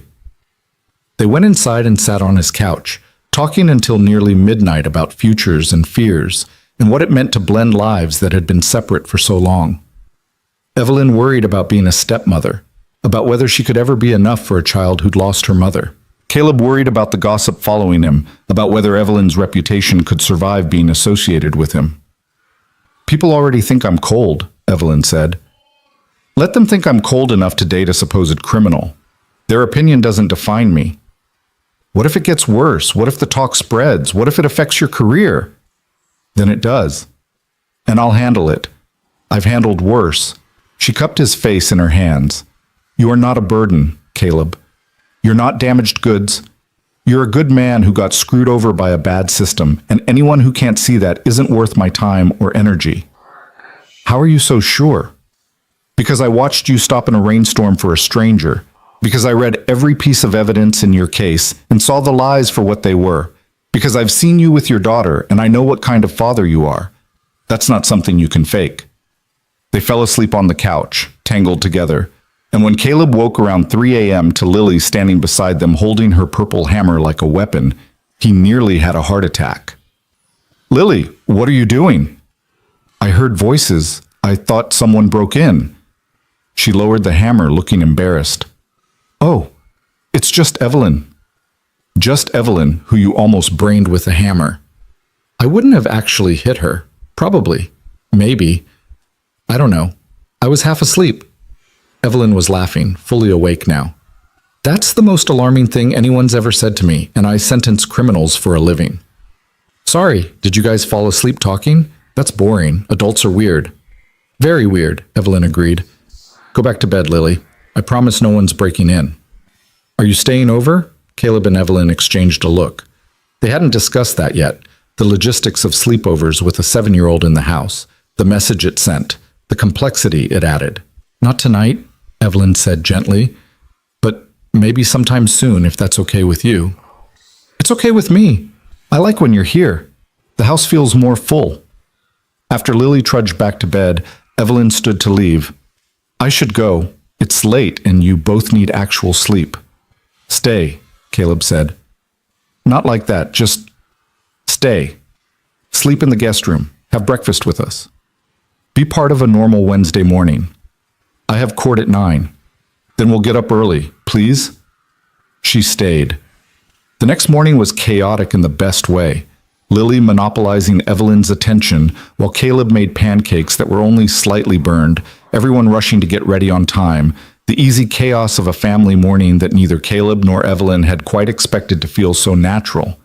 As Evelyn left for work, professionally dressed and carrying the travel mug Caleb had bought specifically for her, Lily called from the doorway, "Bye, Evelyn. Love you." Evelyn froze, turned, stared at Lily with an expression Caleb couldn't quite read. Then, very quietly, "Love you too, kiddo." After her car disappeared down the street, Lily turned to Caleb with satisfaction. "See? She loves us. You should definitely marry her. You're relentless. I'm efficient. There's a difference." That afternoon, Caleb got a text.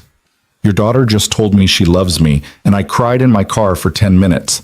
I'm in my chambers pretending to review case files. Send help." He typed back, "Welcome to the family. It's terrifying and wonderful, and there's no going back now. Good. I don't want to go back." The suspension was hard. Lily spent the day at her grandmother's, helping in the garden and writing an apology letter to Marcus that she clearly didn't mean but wrote anyway because Evelyn had suggested it was good practice in diplomatic insincerity. But the gossip began to fade, slowly, as new scandals emerged and people found other things to talk about. Rick Stanton went to trial 3 weeks later. Caleb didn't attend, didn't need to see the man who'd tried to destroy his life face justice. But Evelyn presided, and when the guilty verdict came in, she called Caleb that night with quiet satisfaction in her voice. "It's over.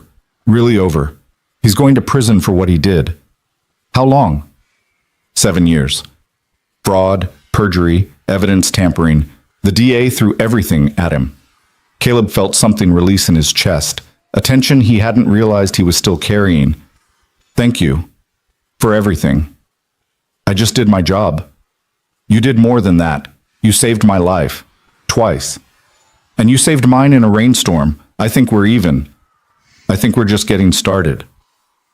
3 months after that Tuesday in October, on a Saturday morning that felt like any other Saturday, Caleb woke up to find Lily sitting on his bed holding a small velvet box. "Where did you get that?" he asked, his heart jumping. "Your sock drawer. I was looking for my missing purple sock, and I found this instead. Is it what I think it is?" "Lily, are you going to ask Evelyn to marry you?" Caleb sat up, rubbing sleep from his eyes. The ring had been hidden in his sock drawer for 2 weeks, a simple platinum band with a small diamond. Nothing flashy, but real and solid and permanent. He'd been waiting for the right moment, the perfect timing, some cosmic sign that now was when he should ask. Maybe, eventually, when the time is right. "The time is right now, Dad. You love her, she loves us. We're already basically a family. What are you waiting for?" "I don't know. Certainty, I guess. Some guarantee it'll work out." Lily looked at him with the kind of wisdom that 7-year-olds shouldn't possess, but somehow did. "Mom used to say the only guarantee in life is that nothing's guaranteed. She said you just have to jump and trust you'll figure out the flying part on the way down." Caleb's eyes stung. "She did say that, didn't she?" "Yeah, so jump, Dad. Ask Evelyn to marry you. I'll help." "You'll help?" "Obviously. This is too important to mess up. You need my expertise." And that's how Caleb found himself planning a proposal with his 7-year-old daughter, who had very specific ideas about how it should happen and absolutely no patience for his hesitation.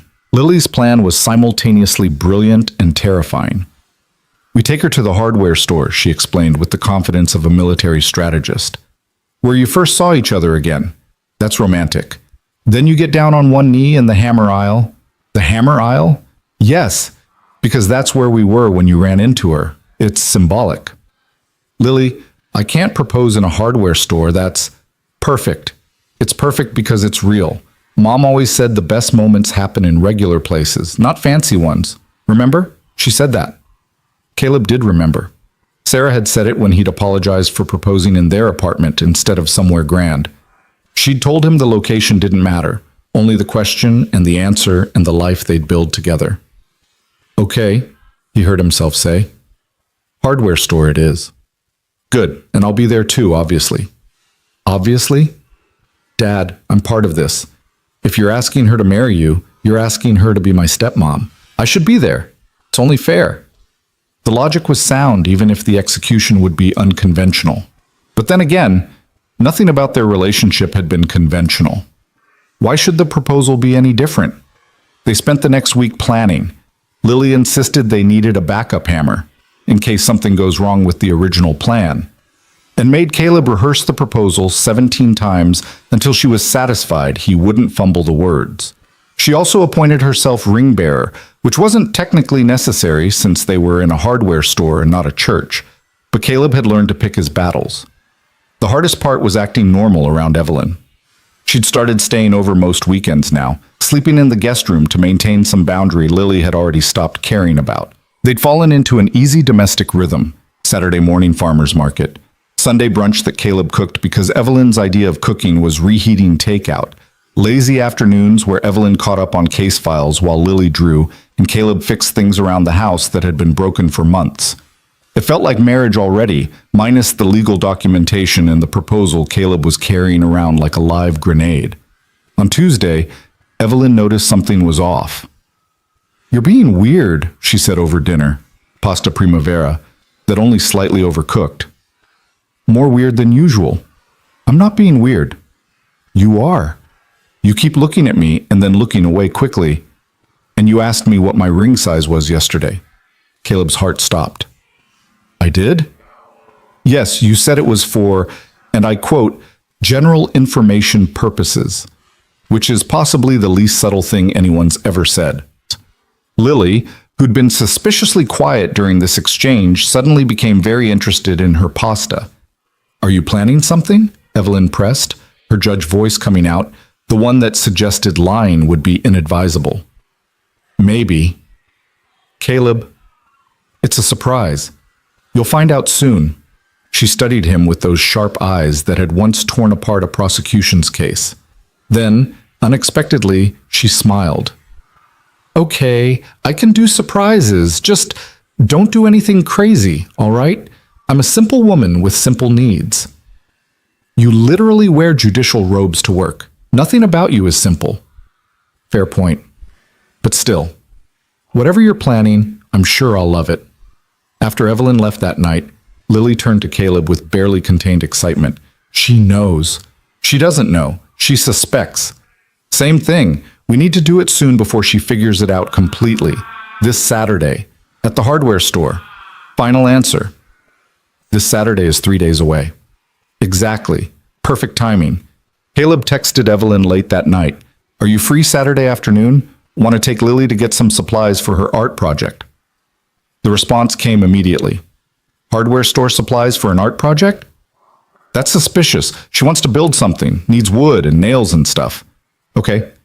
What time? 2 p.m.? It's a date." Caleb stared at those 3 words, "It's a date," and felt his stomach flip. If everything went according to plan, this would be their last date as boyfriend and girlfriend. After Saturday, they'd be engaged. Fiancés. On their way to being married. The magnitude of it hit him all at once.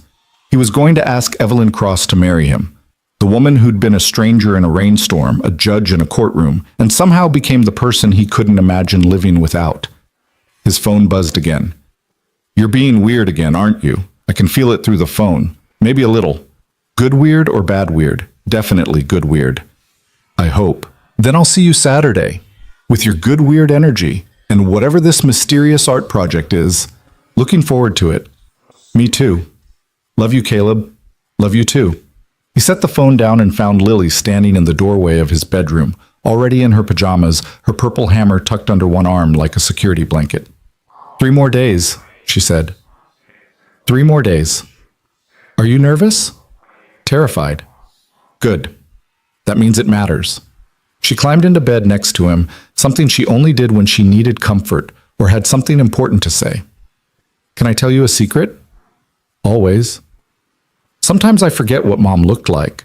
Not in pictures, but like her real face. The way she moved. I used to remember perfectly, but now it's getting fuzzy. Caleb's throat tightened. That's normal, baby girl. It happens. Doesn't mean you loved her less. I know, but it makes me sad. And then I feel guilty because I'm not sad all the time anymore. Because we have Evelyn now and she makes us happy. And sometimes I forget to be sad about Mom because I'm too busy being happy about everything else. Oh, Lily. He pulled her close. You're allowed to be happy. Mom would want you to be happy. She'd want both of us to be happy. Do you think she'd like Evelyn? I think she'd love her. I think she'd love that Evelyn takes care of us and makes terrible coffee and listens to your hammer theories. I think she'd be grateful someone like Evelyn exists to help us keep going. Do you think she knows about the proposal? Caleb thought about that. He wasn't religious in any organized way, didn't have strong beliefs about afterlife or heaven or where people went when they died. But he liked to think Sarah was somewhere, somehow, watching over them, cheering them on. Yeah, I think she knows, and I think she approves. Lily was quiet for a long moment. Then, when you ask Evelyn to marry you, can you tell her that I want her to be my mom? Not replacing my real mom, but like my now mom? Is that okay to say? I think that's perfect to say, and I think Evelyn will love hearing it. Good, because I've been practicing. She cleared her throat dramatically and said in her most serious voice, Evelyn, I would be honored if you would consider becoming my parental figure in an official capacity while respecting the memory of my biological mother. Caleb burst out laughing. Where did you learn to talk like that? I've been watching courtroom shows. I'm preparing for when I become a lawyer. You want to be a lawyer now? Maybe, or an engineer, or a professional hammer consultant. I haven't decided. The point is, I'm being diplomatic. How about you just say it like Lily, not like a tiny lawyer? She considered this. Okay, how about Evelyn? I really want you to be my mom because you're awesome and you make Dad happy and you didn't die when you tried my cooking that one time. Perfect, though maybe skip the part about not dying from your cooking. But it's true. I made those cookies and they were basically rocks. They were crunchy. They were weapons. Evelyn ate one anyway and said they were an interesting texture. That's love, Dad. Saturday arrived with the kind of perfect autumn weather that felt orchestrated by the universe. Cool, but not cold. Sunny, but not harsh. The kind of day that made you believe good things were possible. Caleb spent the morning in controlled panic. He checked the ring 17 times to make sure it was still in his pocket. Rehearsed the proposal speech Lily had approved. Changed his shirt 3 times before Lily told him he looked fine and to stop being ridiculous. You're making this bigger than it needs to be, she said, watching him pace the living room. Just ask her. She's going to say yes. She loves us.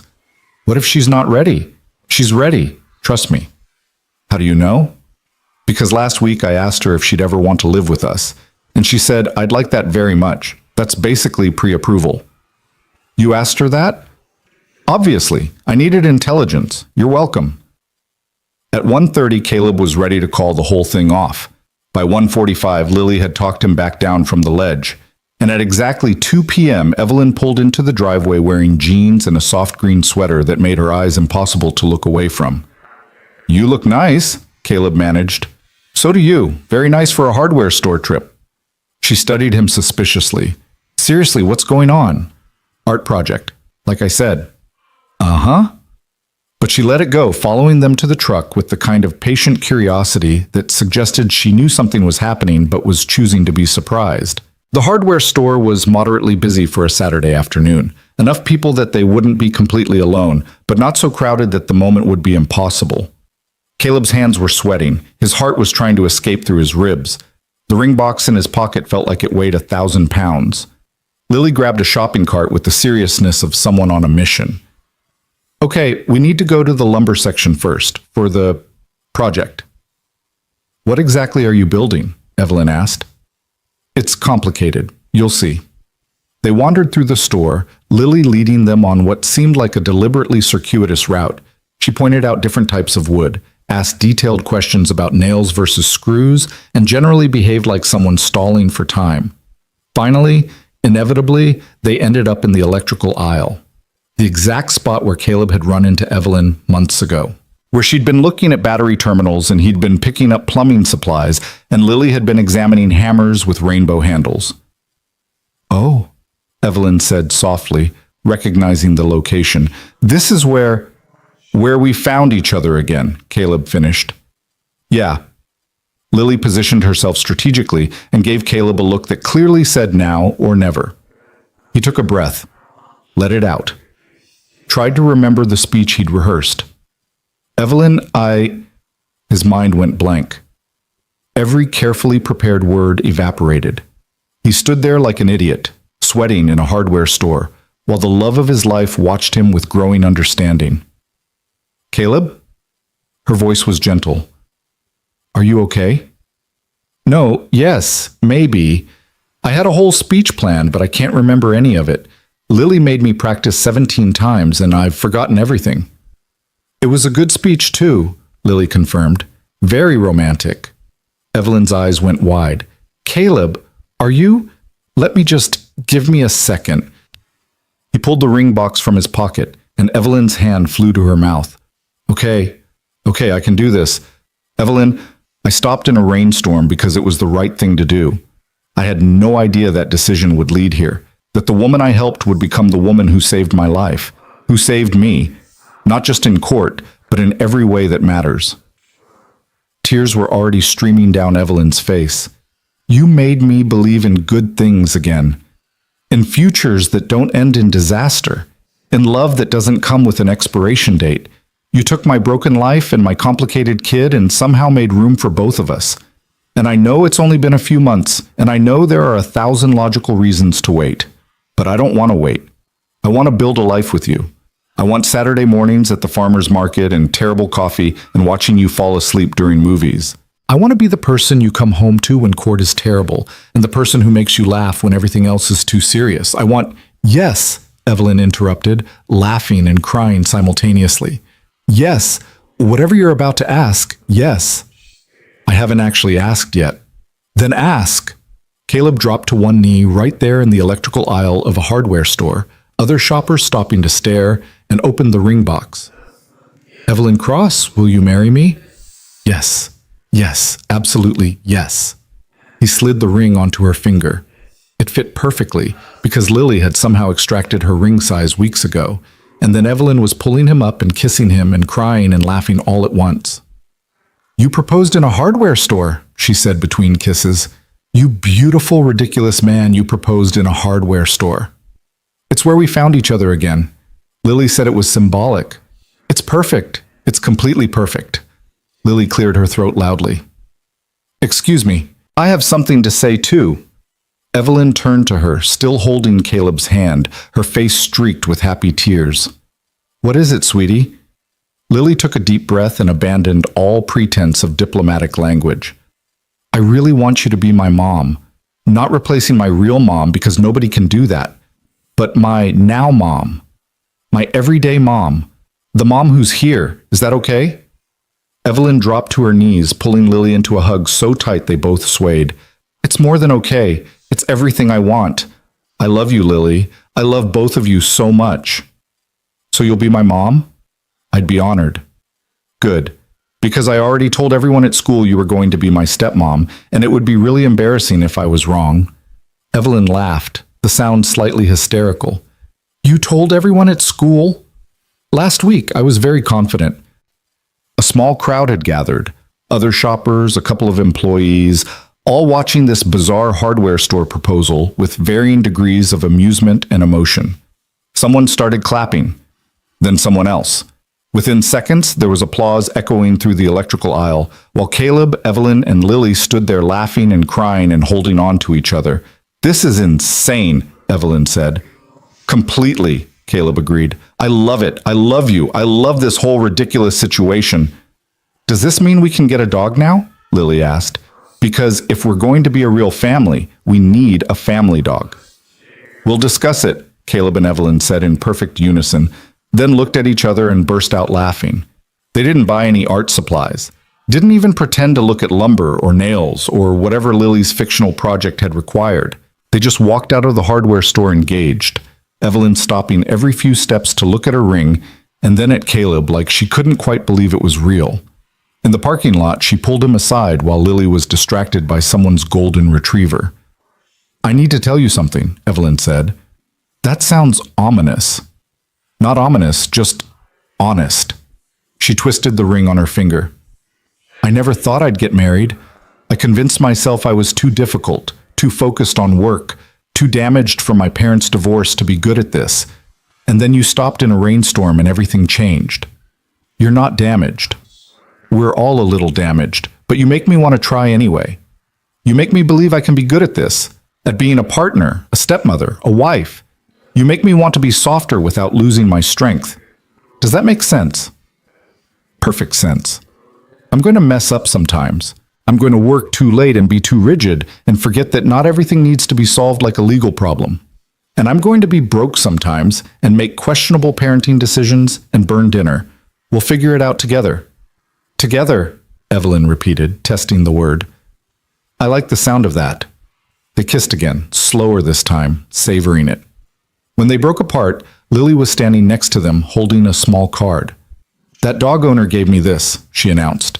It's for a golden retriever breeder. She said they have puppies available in 6 weeks. I'm just providing information. Of course you are, Caleb said. Just so you know, engaged couples often get dogs. It's basically tradition. I looked it up. Evelyn was laughing again. That free, unguarded laugh that Caleb had learned meant she was genuinely happy. We'll think about it. That's not a no. It's not a yes either, but it's not a no. I'm counting this as progress. They drove home engaged, Lily in the back seat singing made-up songs about weddings and hammers and dogs, while Caleb and Evelyn kept sneaking glances at each other like teenagers with a secret. At home, they called Evelyn's sister first, who screamed so loud they had to hold the phone away from their ears. Then Caleb's mother-in-law, who cried happy tears and said Sarah would have loved Evelyn, and this was exactly what their family needed. Your mother would be so proud, she told Caleb, not just that you're moving forward, but who you're moving forward with. Evelyn's good people. The best people, Caleb agreed, watching his fiancé that would take getting used to, help Lily draw wedding plans that involved an alarming number of purple hammers and at least 3 dogs. That night, after Lily finally exhausted herself into sleep, Caleb and Evelyn sat on the porch with glasses of wine they weren't really drinking. This is real, Evelyn said. We're actually engaged. Having second thoughts? Not even a little. You? None.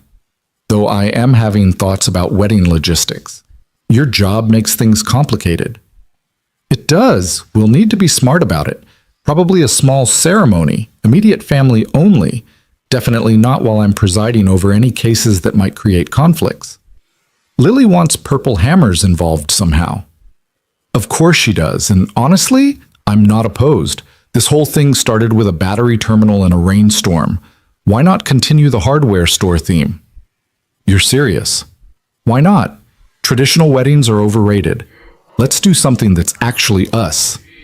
Us is apparently electrical aisles and random acts of kindness. Exactly. Plus a very opinionated 7-year-old with strong feelings about color coordination and family pets. They sat in comfortable silence, watching the streetlights flicker on as evening settled into night. Somewhere down the block, someone was grilling. A dog barked. Normal Saturday evening sounds in a normal neighborhood where extraordinary things had happened. Can I ask you something? Evelyn said. Anything. Do you ever think about that night, the rainstorm? What would have happened if you'd kept driving? Caleb considered it. Sometimes, but then I remember I didn't keep driving, I stopped. And everything that came after, the trial, the exoneration, finding you again, all of it, happened because I made that choice. Do you believe in fate? I believe in decisions, in people choosing to be kind when it's inconvenient, in strangers who stop in storms and judges who demand truth even when it's complicated. I believe in us, Evelyn. However we got here, fate, luck, coincidence, doesn't matter as much as what we do with it. Philosopher and warehouse worker, multi-talented. I have hidden depths. I'm discovering that. She leaned against him. I'm going to be your wife. I'm going to be your husband. Oh, Lily's going to be our daughter. We might get a dog. We're absolutely getting a dog. She's never going to stop asking until we do. Probably true. They stayed out there until the cold drove them inside, talking about nothing and everything. Wedding dates and guest lists and whether they should live in his house or hers or find someplace new that belonged to both of them. Practical things and impossible things and all the beautiful, complicated reality of two lives becoming one. Later, much later, when Evelyn was asleep in the guest room and Caleb was lying in his own bed staring at the ceiling, he thought about circles and how they close, about rainstorms and courtrooms and hardware stores, about a woman who'd been a stranger and became a savior and was now his future. His phone buzzed with a text. Can't sleep, too happy, is that a thing? Definitely a thing, me too. I keep looking at the ring, making sure it's real. It's real. You're stuck with us now. Good. I don't want to be unstuck. See you tomorrow? See you tomorrow. And every tomorrow after that. Caleb set the phone down and let himself smile in the darkness. Tomorrow, Evelyn would come over for breakfast. Lily would campaign for the dog with renewed vigor. They'd probably end up at the farmer's market or the hardware store or just sitting on the porch talking about futures they were building together. It wouldn't be perfect. There would be hard days and complicated moments and times when they'd have to navigate the messy reality of blending lives and raising a child and balancing Evelyn's demanding career with Caleb's simpler but no less important work. But they'd figure it out, together. Because that's what you did when someone stopped in a rainstorm, when someone demanded forensic verification, when someone chose kindness and truth and love even when it was difficult. You built a life, a family, a future, one decision at a time, one day at a time, one hardware store proposal at a time, and somehow, impossibly, it all added up to something beautiful. The engagement lasted exactly 43 days before Lily decided it was taking too long. Most people wait a year, Caleb explained over breakfast on a Wednesday morning. Sometimes longer. There's planning involved, venues to book, invitations to send.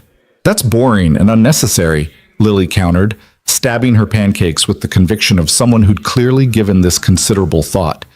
You love each other. Evelyn wants to be my mom. What else do you need to know? It's not about knowing, it's about doing it right. Right according to who? People who don't even know us? She pointed her fork at him. Evelyn said her parents had a huge wedding with 300 people and they were divorced in 5 years. You and Mom got married in your apartment and you were together until she died. Big weddings don't mean anything. The logic was sound, even if the delivery was blunt. Evelyn, who'd stayed over and was currently attempting to make coffee in Caleb's kitchen with minimal success, laughed from the doorway. She's not wrong, Evelyn said, though I'm not sure I love being used as a cautionary tale about my parents' failed marriage. Sorry, Lily said, not sounding sorry at all. But my point stands. You guys should just get married, soon, like next month. Next month? Caleb nearly choked on his coffee. Lily, that's plenty of time. You pick a date, invite like 10 people, and boom, married. Then Evelyn can move in and we can get the dog. Everything comes back to the dog with you. Because dogs are important. A family needs a dog. It's science. Evelyn slid into the seat next to Caleb, her coffee looking more like colored water than actual coffee, but she drank it anyway. What if we compromised? Not next month, but not a year from now either. Something in between. You're actually considering this? Caleb asked. I'm considering that Lily has a point.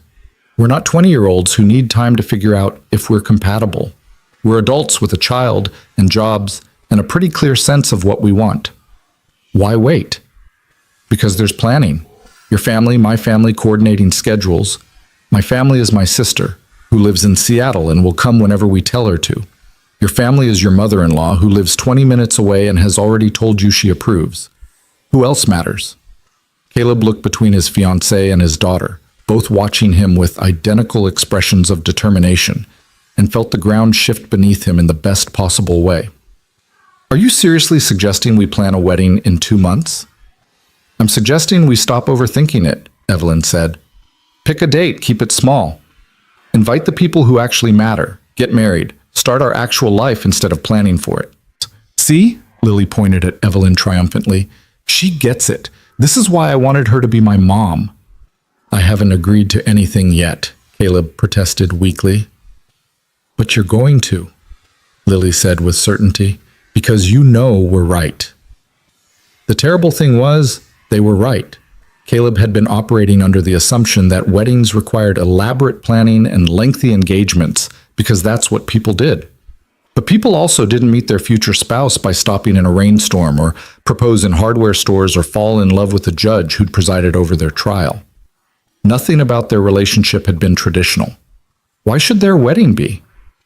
Okay, he heard himself say. 2 months? Small ceremony, family only, but we do it right. No cutting corners just to rush it. Lily pumped her fist.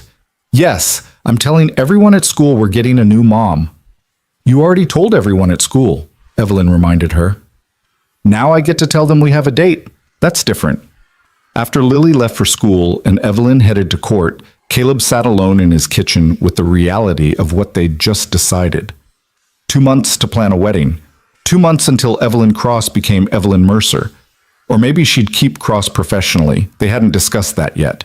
2 months until their family became official in every legal and emotional sense. It should have felt overwhelming. Instead, it felt exactly right.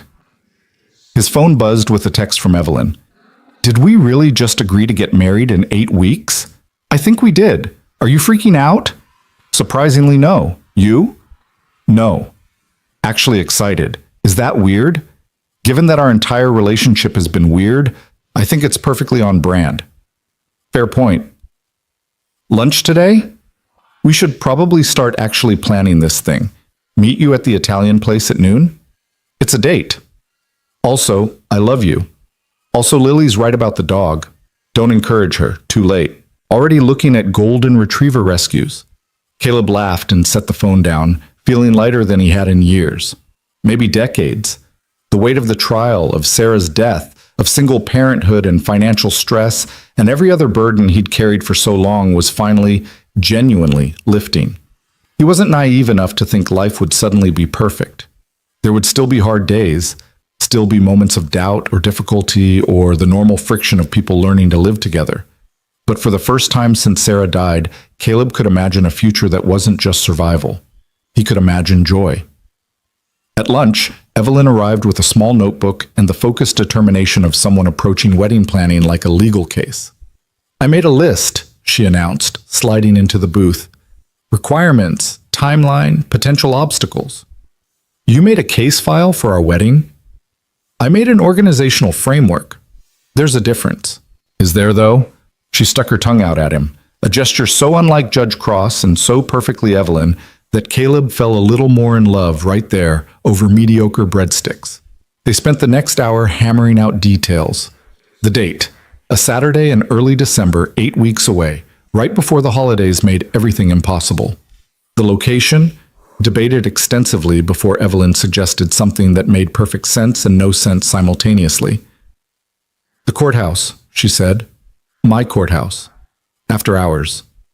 Just us and whoever we invite. You want to get married in a courthouse? You work in a courthouse. Exactly. It's where we met. Technically. Where our lives intersected in a way that mattered. It feels appropriate. Won't that be weird? Getting married in the place where you sentence people? I don't sentence people in the judge's chambers, which is where I'm thinking. It's actually beautiful. Wood paneling, big windows, very stately. We could do the ceremony there, then have dinner somewhere nice. The more Caleb thought about it, the more it made sense. The courthouse was significant to them in ways most venues wouldn't be. It was where Evelyn had saved him, where justice had been served, where their story had turned from coincidence into something deliberate. Okay, he said. Courthouse it is. Who officiates? I have a colleague who's authorized, Judge Morrison. She's presided over about 100 weddings and only cries at half of them. Those are good odds. Very promising statistics. They worked through the rest. Guest list kept to immediate family, Lily as flower girl or ring bearer or whatever title she demanded, colors that would inevitably involve purple somehow, and the question of Evelyn's last name. I'm keeping cross professionally, she said. It's what I'm known as on the bench, but personally, I'd like to be Evelyn Mercer, if that's okay. It's more than okay. Good, because I've been practicing the signature and I like how it looks. You've been practicing your married signature? For 3 weeks. I'm a planner, Caleb. This shouldn't surprise you. He reached across the table to take her hand, running his thumb over the engagement ring that had become permanent fixture. I love that you plan. I love that you're excited about this. I love that you want to marry me in the place where you literally could have sent me to prison. When you put it that way, it sounds concerning. It sounds like us. Yeah, Evelyn smiled. It really does. The next 8 weeks were a controlled chaos of planning and work and normal life all happening simultaneously. Evelyn's caseload got heavier as the year-end approached. Caleb picked up overtime at the warehouse to help pay for the wedding and the honeymoon they were planning. A long weekend at a cabin in the mountains. Nothing fancy but peaceful and theirs. Lily threw herself into wedding preparations with the intensity of a project manager who'd found her calling. She had opinions about flowers, purple roses, obviously, and about the cake, chocolate because vanilla is for people without imagination, and about the music. Nothing boring, Dad. No one wants to fall asleep at a wedding. Evelyn's sister flew in a week early to help, and immediately bonded with Lily over their shared conviction that Caleb needed better shoes for the ceremony. These are fine, Caleb protested, looking at his only pair of dress shoes. These are tragic, Evelyn's sister Rebecca countered. Come on, we're going shopping. I don't need... Dad, Lily used her serious voice. You're marrying a judge. You need good shoes. This is non-negotiable. He ended up with new shoes, a new tie, and somehow a new watch that Rebecca insisted was essential. When he tried to argue about the cost, Evelyn quietly paid for everything and told him to shut up about it. You stopped in a rainstorm for me, she said. I can buy you a watch. That's not how this works. That's exactly how this works. Let me do nice things for you, Caleb. You're always taking care of everyone else. Let someone take care of you for once.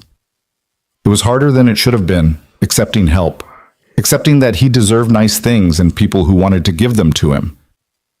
But he was learning. Slowly, with Evelyn's patient insistence and Lily's blunt encouragement, he was learning.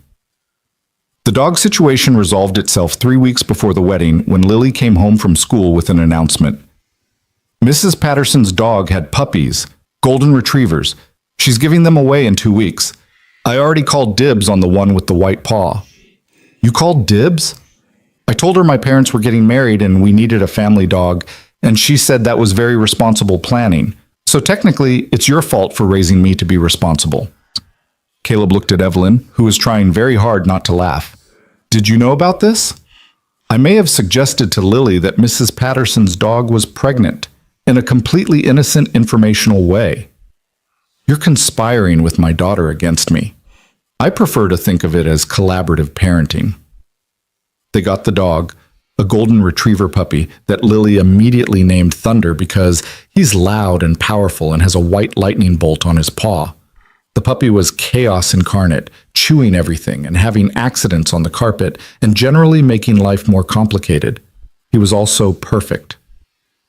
Watching Lily train Thunder with the patience of someone who'd wanted this for months, watching Evelyn sit on the floor playing with a puppy despite her expensive work clothes, Caleb felt something settle in his chest. This was family. Messy, loud, imperfect, and absolutely right. The week before the wedding, reality hit. Caleb woke up at 3 a.m. in a cold sweat, his brain suddenly cataloging every possible disaster. What if Evelyn changed her mind? What if he wasn't enough? What if he screwed up being a husband the way he sometimes screwed up being a father? What if Sarah's memory made him unable to fully commit to someone new? He sat on the edge of the bed, head in his hands, trying to breathe through the panic. His phone lit up with a text. Can't sleep either? How did you know I was awake? Because I know you. And because I'm having my own 3 a.m. freak out. Want to talk about it? Your place or mine? Yours. I'm already in the car. 15 minutes later, Evelyn was sitting on his couch in sweatpants and an old law school hoodie, looking as anxious as he felt. Okay, she said. You first. What's the panic about? Everything. Nothing. I don't know. What if I'm not good at being married? What if I can't be what you need? And I'm worried I'm too rigid, too focused on work, too damaged for my parents to know how to do this right. She pulled her knees up to her chest. I'm terrified I'm going to wake up one day and you'll realize you made a mistake. That's not going to happen. You don't know that? I do, though, because I've seen you with Lily. I've seen you learn how to let people in. I've watched you choose us over and over again, even when it's inconvenient or complicated. That's not someone who's going to fail at this. Evelyn's eyes were bright with tears. And I've watched you rebuild your life from nothing. I've seen you be a father and a friend and the kind of person who stops in rainstorms. You're not going to fail either. So why are we both panicking? Because it matters. Because we're not stupid kids who think love conquers everything. We're adults who know relationships take work and sometimes they fall apart anyway. We're scared because we have something real to lose. Caleb moved closer, pulling her against him. So what do? We get married anyway. We do the work. We mess up and forgive each other and keep trying. We build something that's stronger than our fear. That simple? That complicated. But yeah, also that simple.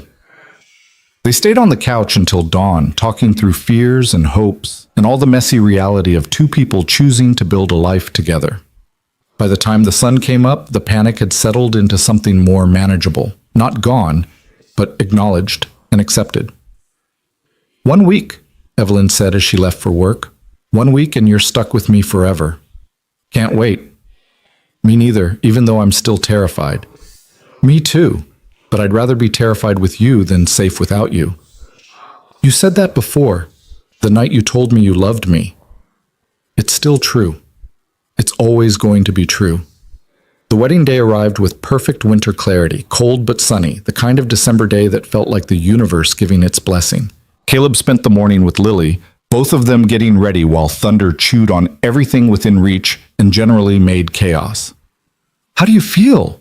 Lily asked while struggling with her flower girl dress, purple, naturally, with enough tulle to supply a small ballet company. Nervous? Excited? Ready? That's good. Those are all good feelings for a wedding day. She turned around. Zip me?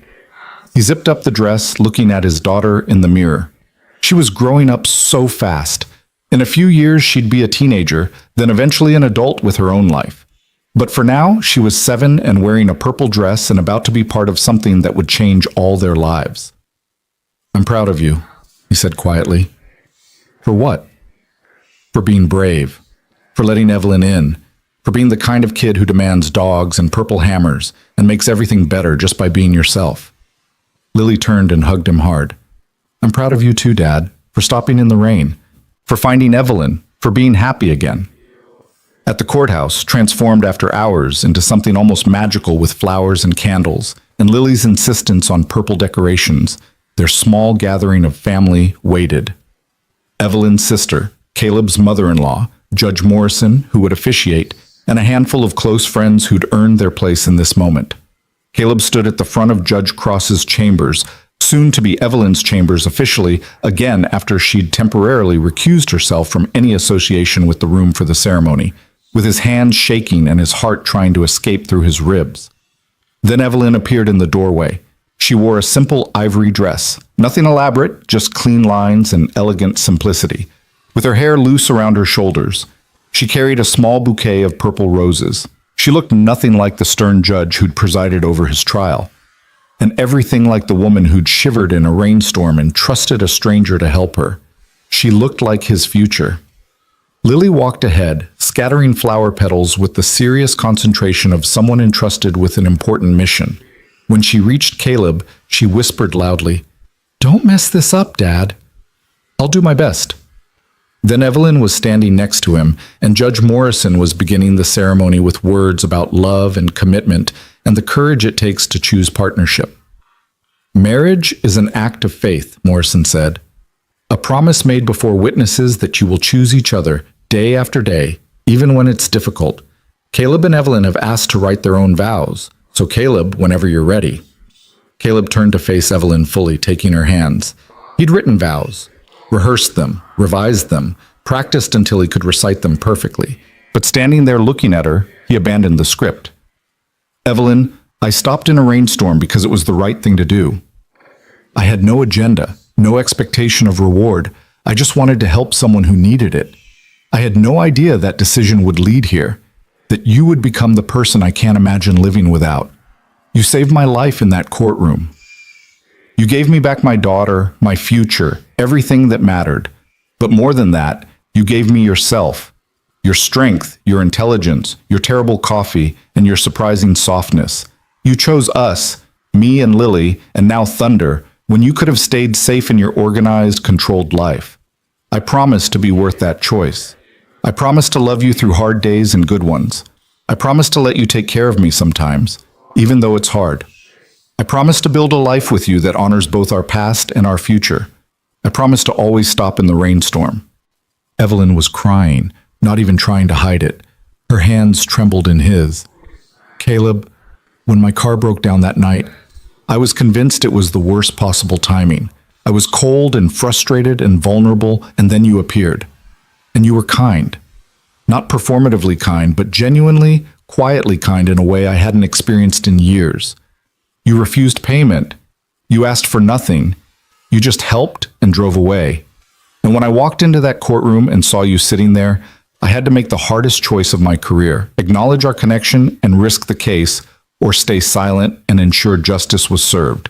I chose justice because that's what you deserved, but I also chose it because in that rainstorm you showed me who you really were. And that person deserved a fair trial, whether I was the one presiding or not. You've taught me that love doesn't have to be perfect to be real, that family isn't just blood, it's choice, that sometimes the best thing you can do is stop in a rainstorm. I promise to choose you every day. I promise to be the partner and stepmother and wife you and Lily deserve. I promise to make terrible coffee and let you tease me about it. I promise to build a life that's messy and real and ours. I promise to always remember that you stopped when you could have kept driving. And I promise to spend the rest of my life being grateful that you did. There wasn't a dry eye in the room. Judge Morrison cleared her throat, clearly emotional herself. The rings? Lily stepped forward, producing the rings with the gravity of someone handling state secrets. Caleb slipped Evelyn's wedding band onto her finger, platinum to match her engagement ring, simple and perfect. Evelyn did the same for him, her hands still shaking slightly. By the power vested in me by the state, I now pronounce you husband and wife. Caleb, you may kiss your bride. He did, pulling Evelyn close while their tiny audience applauded, and Lily cheered and Thunder barked from wherever he'd been confined to prevent wedding chaos. When they broke apart, Evelyn was laughing through tears. We did it! We really did. I'm Evelyn Mercer now. How does it feel? Perfect. Absolutely perfect.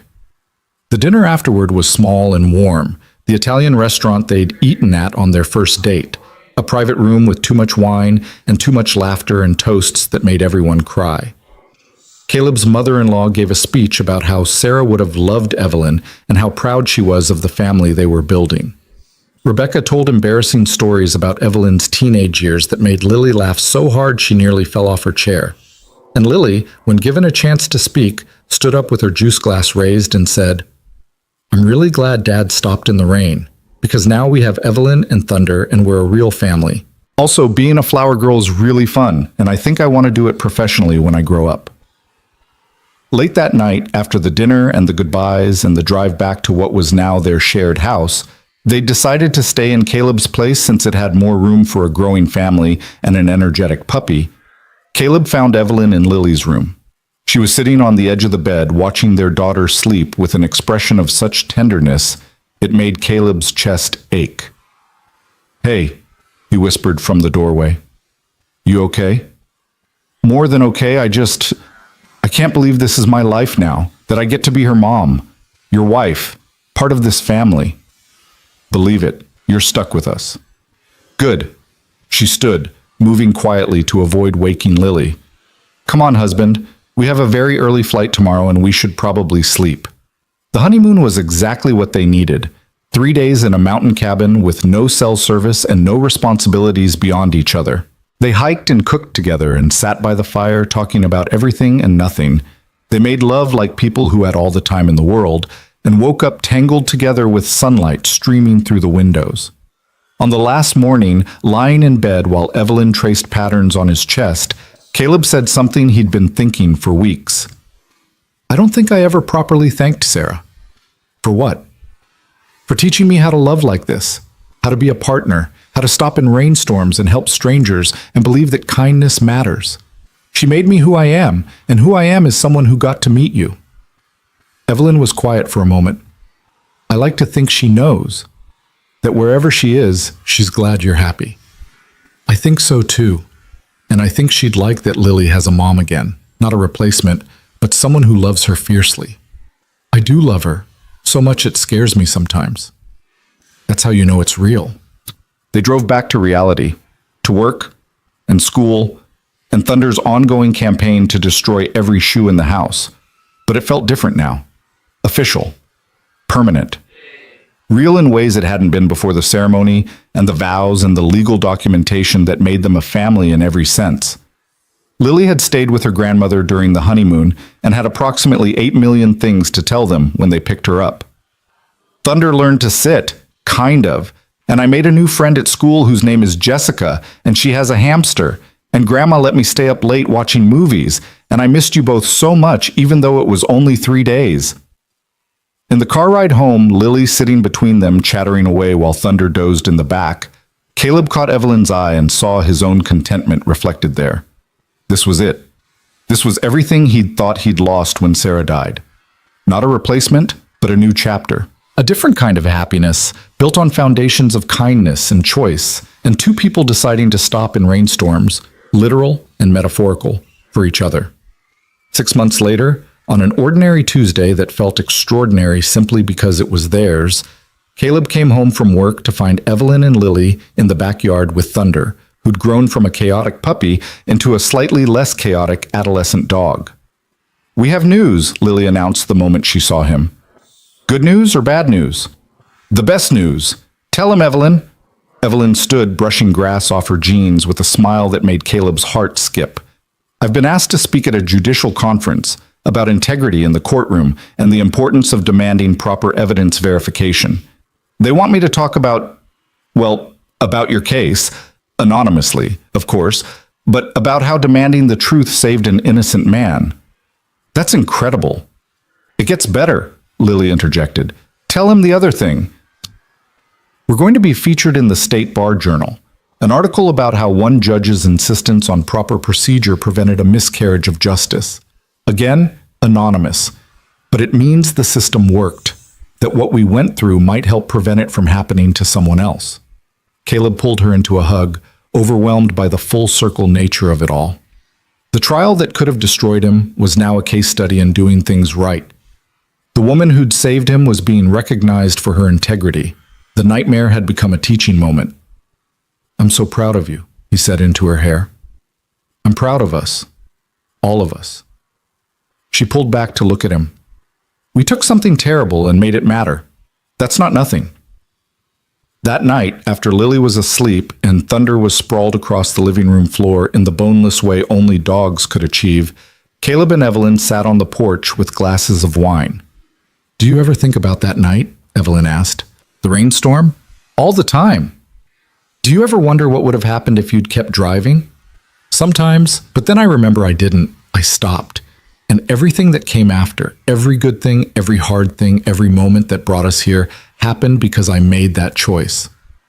Best decision you ever made? Second best. What was the first? Asking you to marry me in a hardware store while our daughter watched. Evelyn laughed, the sound carrying across the quiet neighborhood. That was pretty good. It was perfect. We're perfect. Not individually, we're both disasters in our own ways, but together, we're exactly right. She leaned against him, fitting into his side like she was made to be there. I love you, Caleb Mercer. I love your terrible coffee and your tendency to fix things that aren't broken. I love that you stopped in a rainstorm. I love our chaotic life. I love you, Evelyn Mercer. I love your terrible cooking and your judge voice. I love that you demanded forensic verification. I love that you're here." They sat like that until the stars came out. Two people who'd found each other in the most unlikely way possible and built something real from rainstorms and courtrooms and hardware store proposals. Inside, Thunder barked at something only he could see. Lily called out in her sleep, something about hammers and dogs and family. The house settled around them with the comfortable creaks of a place that was lived in and loved. And Caleb thought about circles, how they close, how they complete, how sometimes the end of one story is just the beginning of another. He'd stopped in a rainstorm for a stranger. That stranger had saved his life. That savior had become his wife. And now, sitting on a porch with the woman he loved and the family they'd built together, Caleb understood that some decisions echo forever. Some choices ripple outward in ways you can't predict. Some moments of kindness return to you multiplied. He'd stopped because it was the right thing to do. He'd gained everything because he did. And if given the choice again, knowing everything that would come after, every hard moment and every beautiful one, he'd make the same decision in a heartbeat. He'd always stop in the rainstorm. He'd always choose kindness. He'd always choose love. Because that's what brought him here, to this porch, with this woman, in this life that was messy and complicated and absolutely perfect in all its imperfection. Thunder barked again, this time demanding to be let out. Lily appeared in the doorway, rubbing sleep from her eyes, asking for water and reassurance that everyone was still there. Evelyn stood to handle it, kissing Caleb's forehead as she passed. "Welcome to forever," she whispered. "Best forever I could have asked for," he whispered back. And it was. It really, truly was. The rain had stopped years ago, but the life it started was just beginning. And Caleb Mercer, once broke and desperate, and facing a future that looked like nothing but loss, now had everything that mattered. A wife who chose justice and love with equal fierceness. A daughter who demanded purple hammers and golden retrievers and never stopped believing in happy endings. A dog who was chaos incarnate but belonged to them completely. A home that was loud and full and real. He'd stopped in a rainstorm and found his way home.